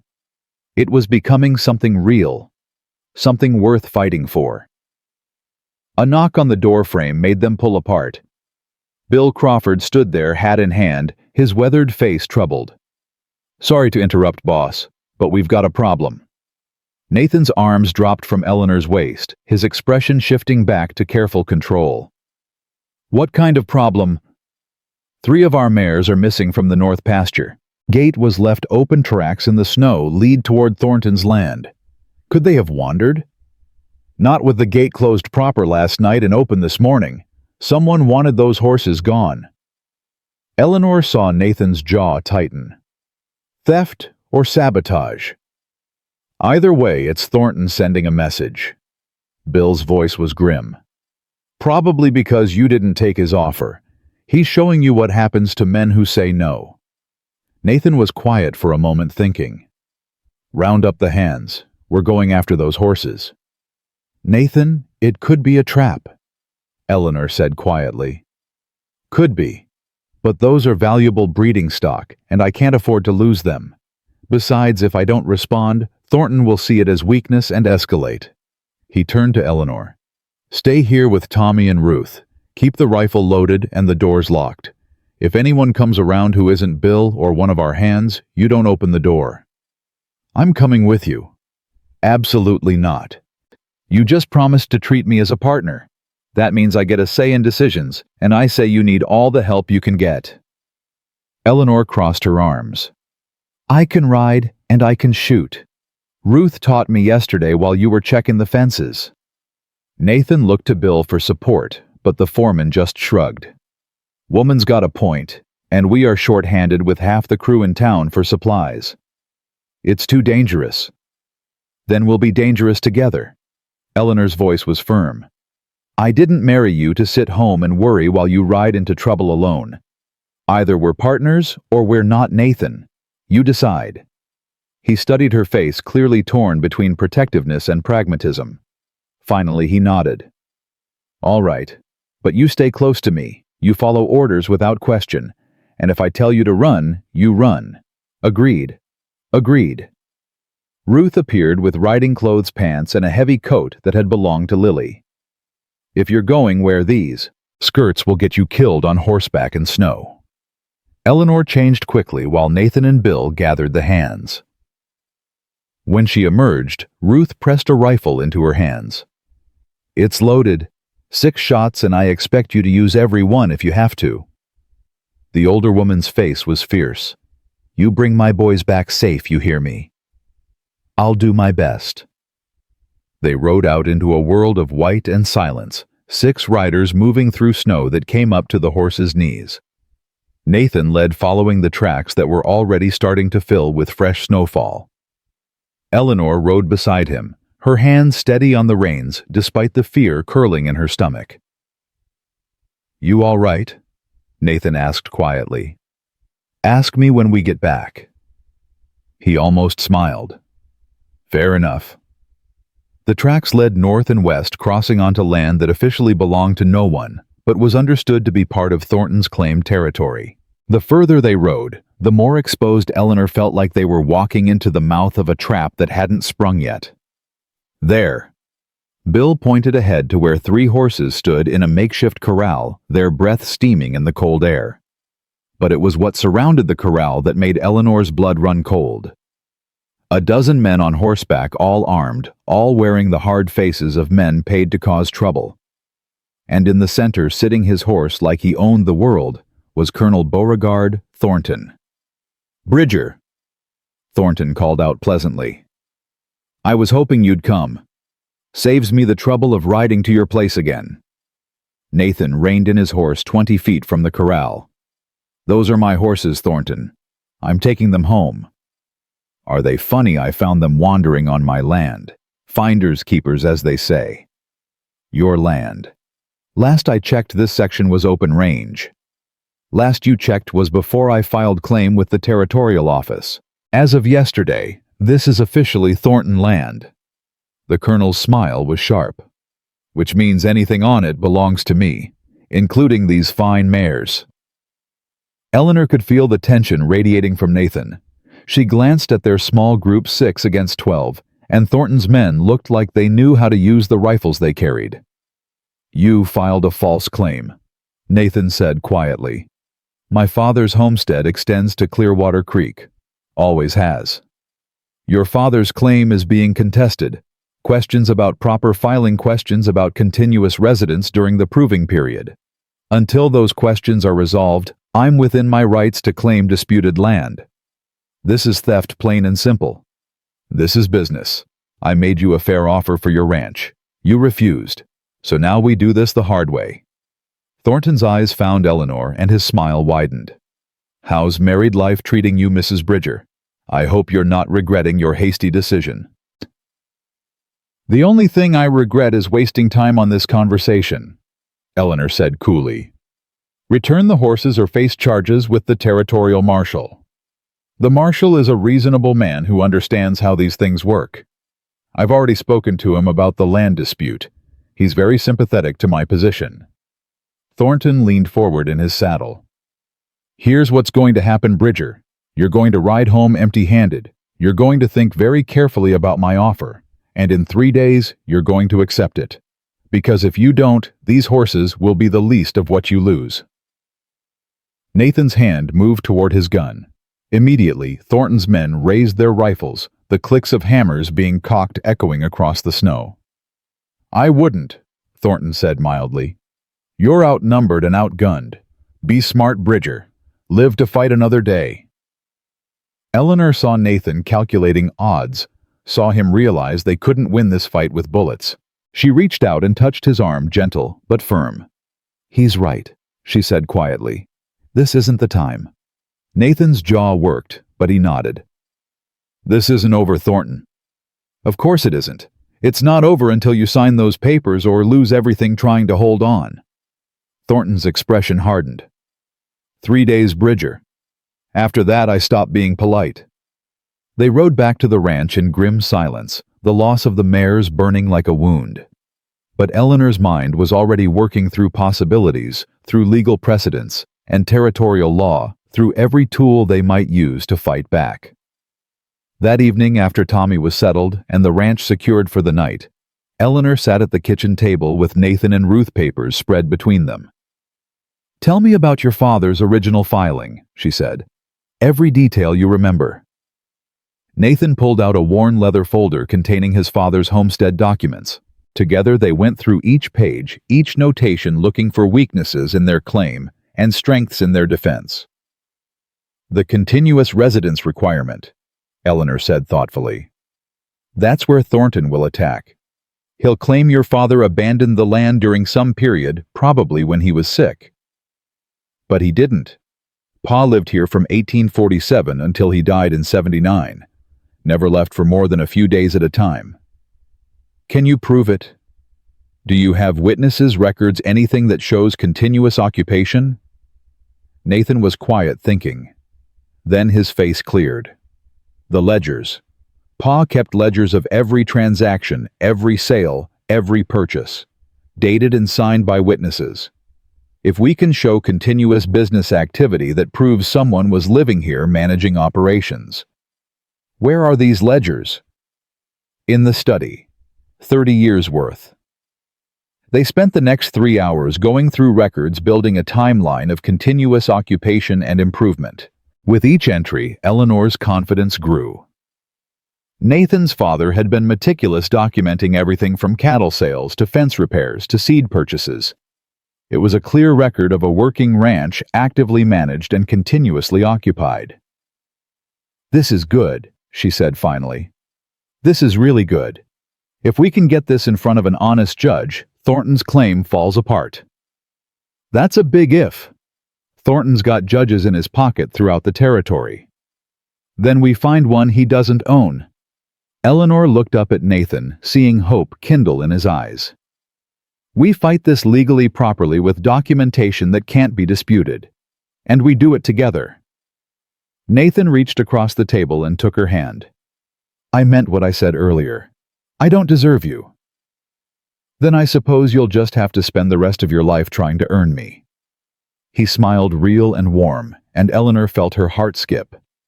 This marriage had started as business as survival. But somewhere between Tommy's fever and Thornton's threats and long hours building a defense together, it was becoming something more. Something worth fighting for. Something worth keeping. The territorial courthouse in Cheyenne was nothing like Eleanor had imagined. She'd expected grandeur, marble columns, and polished wood befitting the seat of Wyoming's legal authority.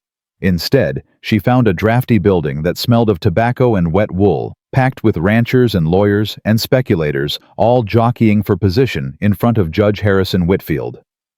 Nathan stood beside her, his Sunday suit brushed clean but showing its age, his hand steady on the leather case containing 30 years of his father's meticulous records.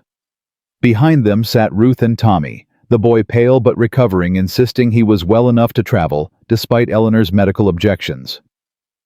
"All rise for the Honorable Judge Whitfield." The judge was a large man, with steel-gray hair and eyes that missed nothing.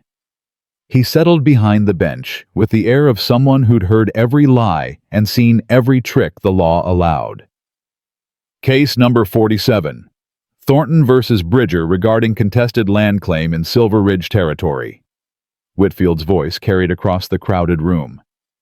"Colonel Thornton, you're claiming the Bridger homestead was improperly filed and abandoned during the required proving period. That correct?" Thornton's lawyer stood, a sharp-faced man named Cornelius Vance, who wore Eastern tailoring and a smile like a knife blade. "That's correct, Your Honor. We have evidence that Samuel Bridger failed to maintain continuous residence from 1877 through 1879, thereby forfeiting his claim under the Homestead Act of 1862. And Mr. Bridger, you dispute this." Nathan rose, his voice steady, despite the tension Eleanor could feel radiating from him. "I do, Your Honor. My father lived on that land from the day he filed in 1847 until the day he died in 1879. Never left for more than a few days at a time." "We'll see about that." Whitfield gestured to Vance. "Present your evidence." What followed was a systematic attack on everything Samuel Bridger had built. Vance produced documents suggesting Samuel had been ill for extended periods, witness testimony claiming the ranch had looked abandoned, during certain months property records showing decreased cattle sales that supposedly proved no one was actively managing the land. Eleanor listened with growing anger as Vance painted a picture of neglect and abandonment, twisting facts until they resembled lies. She watched Nathan's face grow tighter with each accusation, saw his hands clench on the armrests of his chair. When Vance finally sat down, looking pleased with himself, Judge Whitfield turned to Nathan. "Your response?" Nathan stood, pulling out the first of his father's ledgers. "Your Honor, my father kept detailed records of every transaction, every improvement, every single day he worked this land. With your permission, I'd like to enter these as evidence." Permission granted. For the next hour, Nathan walked the court through 30 years of documented ranch operations. Cattle purchases dated and signed, fence repairs noted with costs and labor, seed orders, equipment maintenance, water rights fees paid annually without fail. Each entry proved not just occupancy, but active continuous management. Eleanor watched Vance's confident expression begin to crack. This wasn't speculation or hearsay. This was hard evidence, irrefutable and comprehensive. Furthermore, Nathan continued, his voice gaining strength, I have witness testimony from longtime residents of Silver Ridge who can confirm my father's continuous presence on the land. He called Bill Crawford first. The old foreman testified with rough honesty about working for Samuel Bridger from 1865 until his death, about seeing him every single day, tending cattle and mending fences, and doing the 1,000 small tasks that kept a ranch running. Then came Ann Hartford, who testified about buying eggs and vegetables from the Bridger Ranch every week for 15 years, about never once finding the place empty or abandoned. Reverend Murphy spoke about Samuel's regular church attendance, about baptizing Nathan and his brother Thomas, about burying Samuel when his heart finally gave out. One by one, the people of Silver Ridge stood up for the Bridgers, their testimony painting a picture that directly contradicted Thornton's claims of abandonment. But it was Eleanor's testimony that changed the tenor of the hearing. Mrs. Bridger, Judge Whitfield said, when she took the stand, you've only been in Wyoming territory for a few weeks. What could you possibly add to this discussion? I can speak to Colonel Thornton's pattern of behavior, Your Honor. Eleanor kept her voice level and professional. Before this hearing, I did some research into the Colonel's land acquisitions over the past 5 years. I found a troubling pattern. She pulled out papers she'd spent 3 sleepless nights preparing, documents gathered from territorial records and newspaper archives. In 1874, Thornton filed a claim against the Henderson Ranch citing abandonment. The Hendersons lost their land, and 6 months later, Thornton sold it to railroad interests for 3 times what he'd offered the family. In 1875, he challenged the Martinez homestead on similar grounds, same result. In 1876, the Chen family, the Kowalski brothers, and the Blackwell widow all lost their land to Thornton's legal challenges. Whitfield leaned forward, his eyes sharpening with interest. You're saying there's a pattern of fraudulent claims. I'm saying that in every case, the families Thornton challenged were sitting on land that became valuable immediately after he acquired it. Railroad routes, mineral deposits, water rights. Somehow the Colonel always knew which parcels would be worth the most. Vance shot to his feet. Objection. This is speculation and has no bearing on the current case. It establishes motive, Eleanor said calmly. The Bridger Ranch sits on the route of the proposed Union Pacific expansion. I have documentation from the Territorial Planning Office showing that the railroad intends to run through the northern section of their property. Land that Colonel Thornton has already offered to sell to the railroad pending his acquisition of the Bridger claim. The courtroom erupted. Judge Whitfield banged his gavel calling for order, but Eleanor could see she'd struck a nerve. Vance was conferring urgently with Thornton, whose face had gone white with barely controlled rage. Mrs. Bridger, Whitfield said, when quiet was restored, are you accusing Colonel Thornton of conspiracy to defraud homesteaders? I'm presenting evidence of a pattern, Your Honor. The court can draw its own conclusions. Whitfield studied the papers she'd submitted, his expression growing darker with each page. This is serious. If what you're suggesting is true, we're looking at systematic abuse of territorial land law. It's worse than that. Eleanor pulled out one final document, her hands steady despite her racing heart. I found records showing that Colonel Thornton has been paying certain territorial officials to delay homestead confirmations, allowing him to file competing claims before proper titles are established, including payments to the former Territorial Land Commissioner. That's a damned lie. Thornton was on his feet, his cultured southern drawl slipping into raw anger. Your Honor, I will not sit here and be slandered by some Boston troublemaker who married Bridger out of desperation. Sit down, Colonel. Whitfield's voice cracked like a whip. Mrs. Bridger, can you substantiate these claims? I can, Your Honor. I have bank records showing transfers from Thornton to Commissioner Walsh. I have correspondence between them discussing which homesteads to target. And I have testimony from Walsh's former clerk, who's willing to testify about the arrangement in exchange for immunity. Eleanor had spent the week before the hearing tracking down every lead, calling in favors from old contacts in Boston, using her nursing connections to find people who'd been hurt by Thornton's schemes and were ready to talk. It had been exhausting, dangerous work made more difficult by the need to keep it secret from Thornton's spies in Silver Ridge. But it had paid off. She could see it in Whitfield's face, in the way the other lawyers in the courtroom were suddenly taking notes, in the fear that flashed across Thornton's eyes before his mask of control slammed back into place. "Your Honor," Vance said desperately, "even if these allegations have merit, they don't change the facts of the Bridger case. The question is whether Samuel Bridger maintained continuous residence, not whether my client engaged in other business dealings."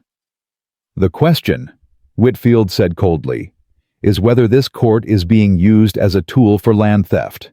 And based on what I'm hearing, that seems increasingly likely." He turned to Nathan. "Mr. Bridger, I'm prepared to rule on your case immediately. The evidence you've presented is comprehensive and convincing. Your father's claim was properly filed and continuously maintained. Colonel Thornton's challenge is denied." The courtroom exploded with noise. Nathan grabbed Eleanor's hand, squeezing so hard it hurt. Ruth was crying, and Tommy let out a whoop that probably violated courtroom decorum. But Whitfield wasn't finished. "Furthermore, I'm ordering a full investigation into Colonel Thornton's land acquisitions. If evidence of fraud is found, those titles will be voided and the land returned to its rightful owners. Marshal Foster, I want Colonel Thornton detained pending investigation." "You can't do this." Thornton surged to his feet as two marshals moved toward him. "I have rights. I have connections in Washington who will be very interested to learn about your activities, I'm sure." Whitfield's smile was thin and satisfied.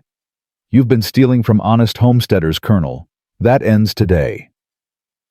As the marshals led Thornton away, still protesting his innocence, Eleanor felt Nathan's arm come around her waist.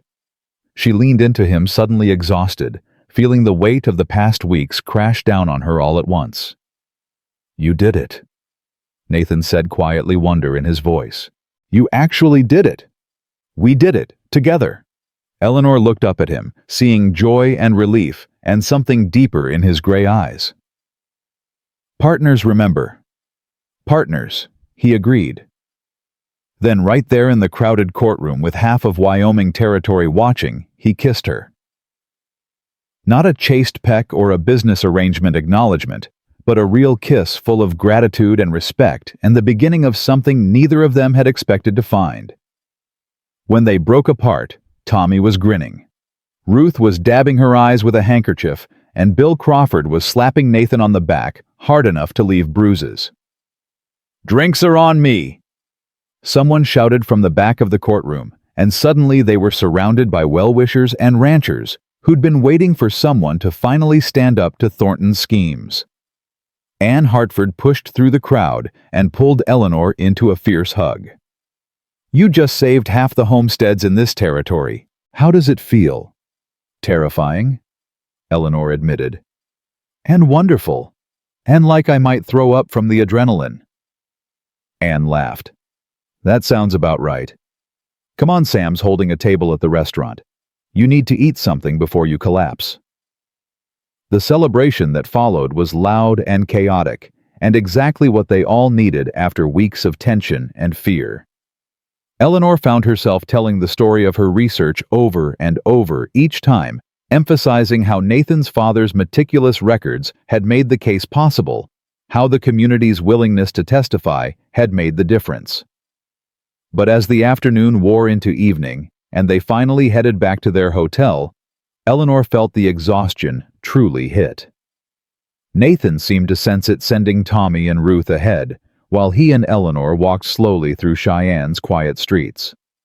"I never thanked you properly," Nathan said after a long silence, "for everything you did. The research, the testimony saving Tommy's life. You've done more for this family in a month than anyone had a right to expect." "I did what needed doing, same as you would have." "No." He stopped walking, turning to face her under a street lamp's golden glow. "Eleanor, what you did went far beyond our agreement. You could have stayed quiet, let me fight this battle alone, protected yourself from Thornton's attention. Instead, you made yourself a target to help people you barely knew. You're my husband. Tommy's my family now.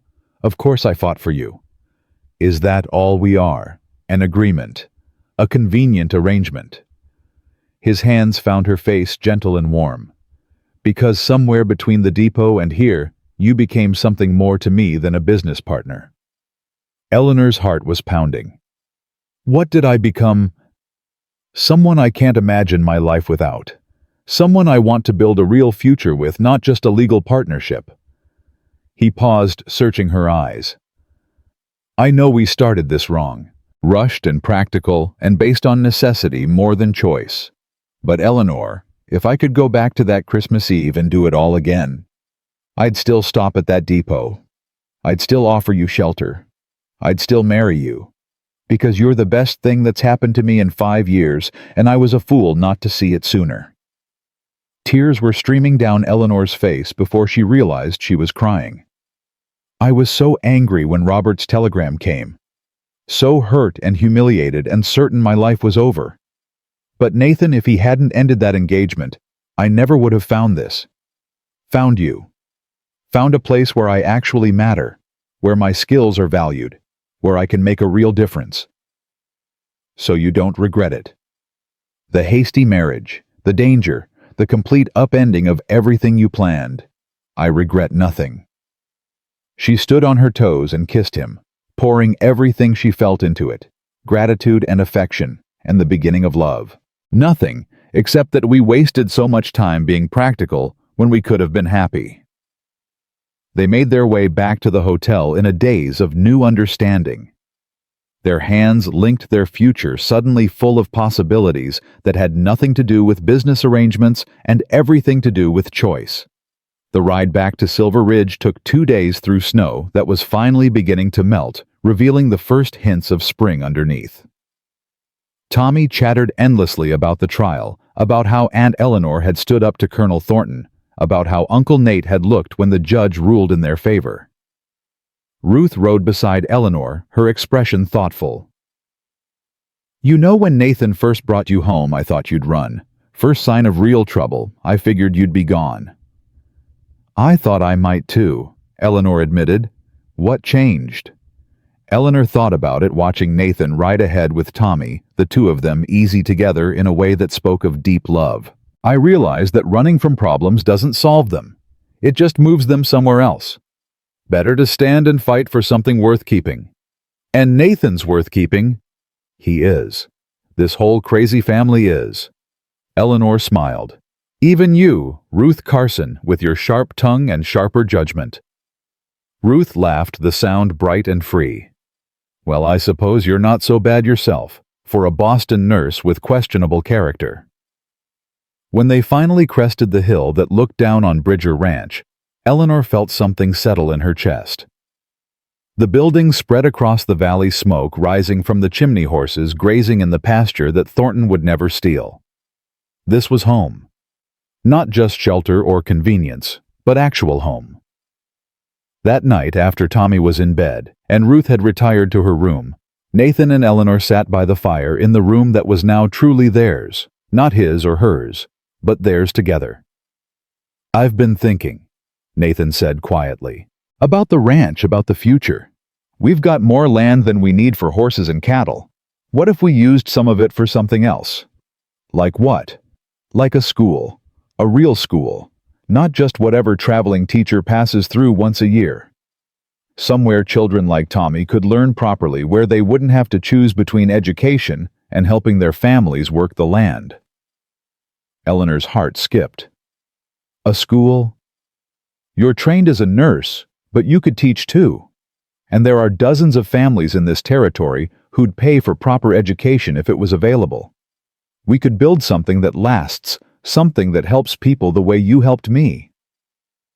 The vision took shape in Eleanor's mind, a schoolhouse on Bridger land, children learning reading and mathematics and the kind of practical skills that would help them thrive in frontier life. A legacy that had nothing to do with land claims or legal battles and everything to do with building community. Yes, she said simply. Yes, let's do that. Nathan pulled her close and they sat watching the fire paint shadows on the walls, planning a future that was theirs to build however they chose. 10 years later, Eleanor stood in front of the Bridger School for Western Education, watching children pour out into the spring sunshine at day's end. The building had started as a simple one-room structure, but had grown over the years into something substantial. 3 classrooms, a library, stocked with books donated from across the territory. Even a small medical clinic where Eleanor taught basic nursing skills to students interested in healthcare. Tommy, now 20 and managing the ranch alongside Nathan, rode up with his usual grin. "Ma says dinner's in an hour. She's making that roast you like, and she said to tell you if you're late again, she's feeding it to the dogs." Eleanor laughed. "Tell her I'll be there. I just need to finish grading these arithmetic papers." "Still can't believe you convinced the territorial government to fund this place," Tommy said, shaking his head. "When you first proposed it, everyone said it was impossible." "Everyone except your uncle. He believed from the start. Uncle Nate believes in you. Always has, even when you were just the frozen lady from the depot." Tommy's expression went serious. "Eleanor, I wanted to thank you. For everything. For saving my life that night, for fighting for us at the trial, for giving me a real family again. I don't say it enough, but I'm grateful." Eleanor felt her eyes sting with tears. "You don't have to thank me, Tommy. You're my family. That's not something you earn, it's just something you are." After he rode off, Eleanor took a moment to look around at what they'd built. The school that served 40 children from across 3 counties. The clinic that had saved countless lives with basic medical care and preventative education. The community of families who'd settled nearby because they valued education and opportunity over isolation. This was the legacy she and Nathan had created together. Not just land or buildings, but actual change, actual good in the world. She walked home through the spring evening, breathing in the scent of new grass and pine, and found Nathan waiting on the porch where he'd waited so many evenings before. "How were the students today?" he asked, pulling her into his arms. "Brilliant, challenging, exhausting in all the best ways." She leaned into his warmth, feeling the steady beat of his heart beneath her cheek. "Tommy says Ruth made roast." "She did. Also made me promise to keep you from working too late. Said you've been pushing yourself too hard again. Ruth worries too much. Ruth loves you. We all do." Nathan's arms tightened around her. "Eleanor, I need to tell you something." She pulled back to look at his face, seeing something uncertain there. "What's wrong?" "Nothing's wrong. Everything's right, actually. Better than I ever imagined it could be." He took her hands in his. 10 years ago, I found a desperate woman at a depot and brought her home out of simple Christian charity. I had no idea I was bringing home my future, my partner, the woman who'd save my ranch and my family and my entire life." "Nathan, let me finish, please." He squeezed her hands gently. "I've loved you for years now. Real love, not the business arrangement we started with. But I never told you properly, never said the words because I was afraid of pushing you into something you didn't want. But I'm tired of being afraid. So here it is, simple and plain. I love you, Eleanor Bridger. I love your courage and your stubbornness and the way you fight for what's right, even when it costs you. I love the life we've built and the future we're creating. And I wanted you to know." Eleanor felt tears streaming down her face for the second time in their marriage. "You foolish man. I've loved you since the trial, maybe before. Since the night you held Tommy while I fought his fever, since the moment you treated me like a partner instead of a burden. I just thought you knew." "How would I know if you never said it? Because I show you every day. In the school we built, in the way I stand beside you, in 1,000 small choices to stay when leaving would be easier." She pulled his face down to hers. "But if you need the words, here they are. I love you, Nathan Bridger. I choose you. Every single day, I choose you." Their kiss was interrupted by Ruth calling from the kitchen that dinner was getting cold and they could be romantic after they ate. Honestly, some people had no sense of timing. They broke apart laughing, and Eleanor realized this was exactly right. Not perfect or polished or romantic in the fairy tale sense, but real and messy and full of the kind of love that survived hard times because it was built on mutual respect and shared purpose. She'd come west, running from scandal, and found redemption. She'd married for survival and found partnership. She'd expected nothing and gained everything. The depot platform where she'd nearly frozen was long gone, now torn down, when the railroad finally came through. But Eleanor would never forget standing there in the dark and cold, counting backwards from 100, trying to hold on to hope she didn't really feel. She'd survived that night because a stranger chose mercy over convenience. And in return, she'd given him back his life, his future, and a love neither of them had been looking for, but both desperately needed. That was the real magic of the West, Eleanor thought, as they walked inside to family and warmth and the life they'd built together. Not the romantic mythology of cowboys and outlaws, but the truth that sometimes the best things came from the worst circumstances, and sometimes love grew strongest in the hardest soil.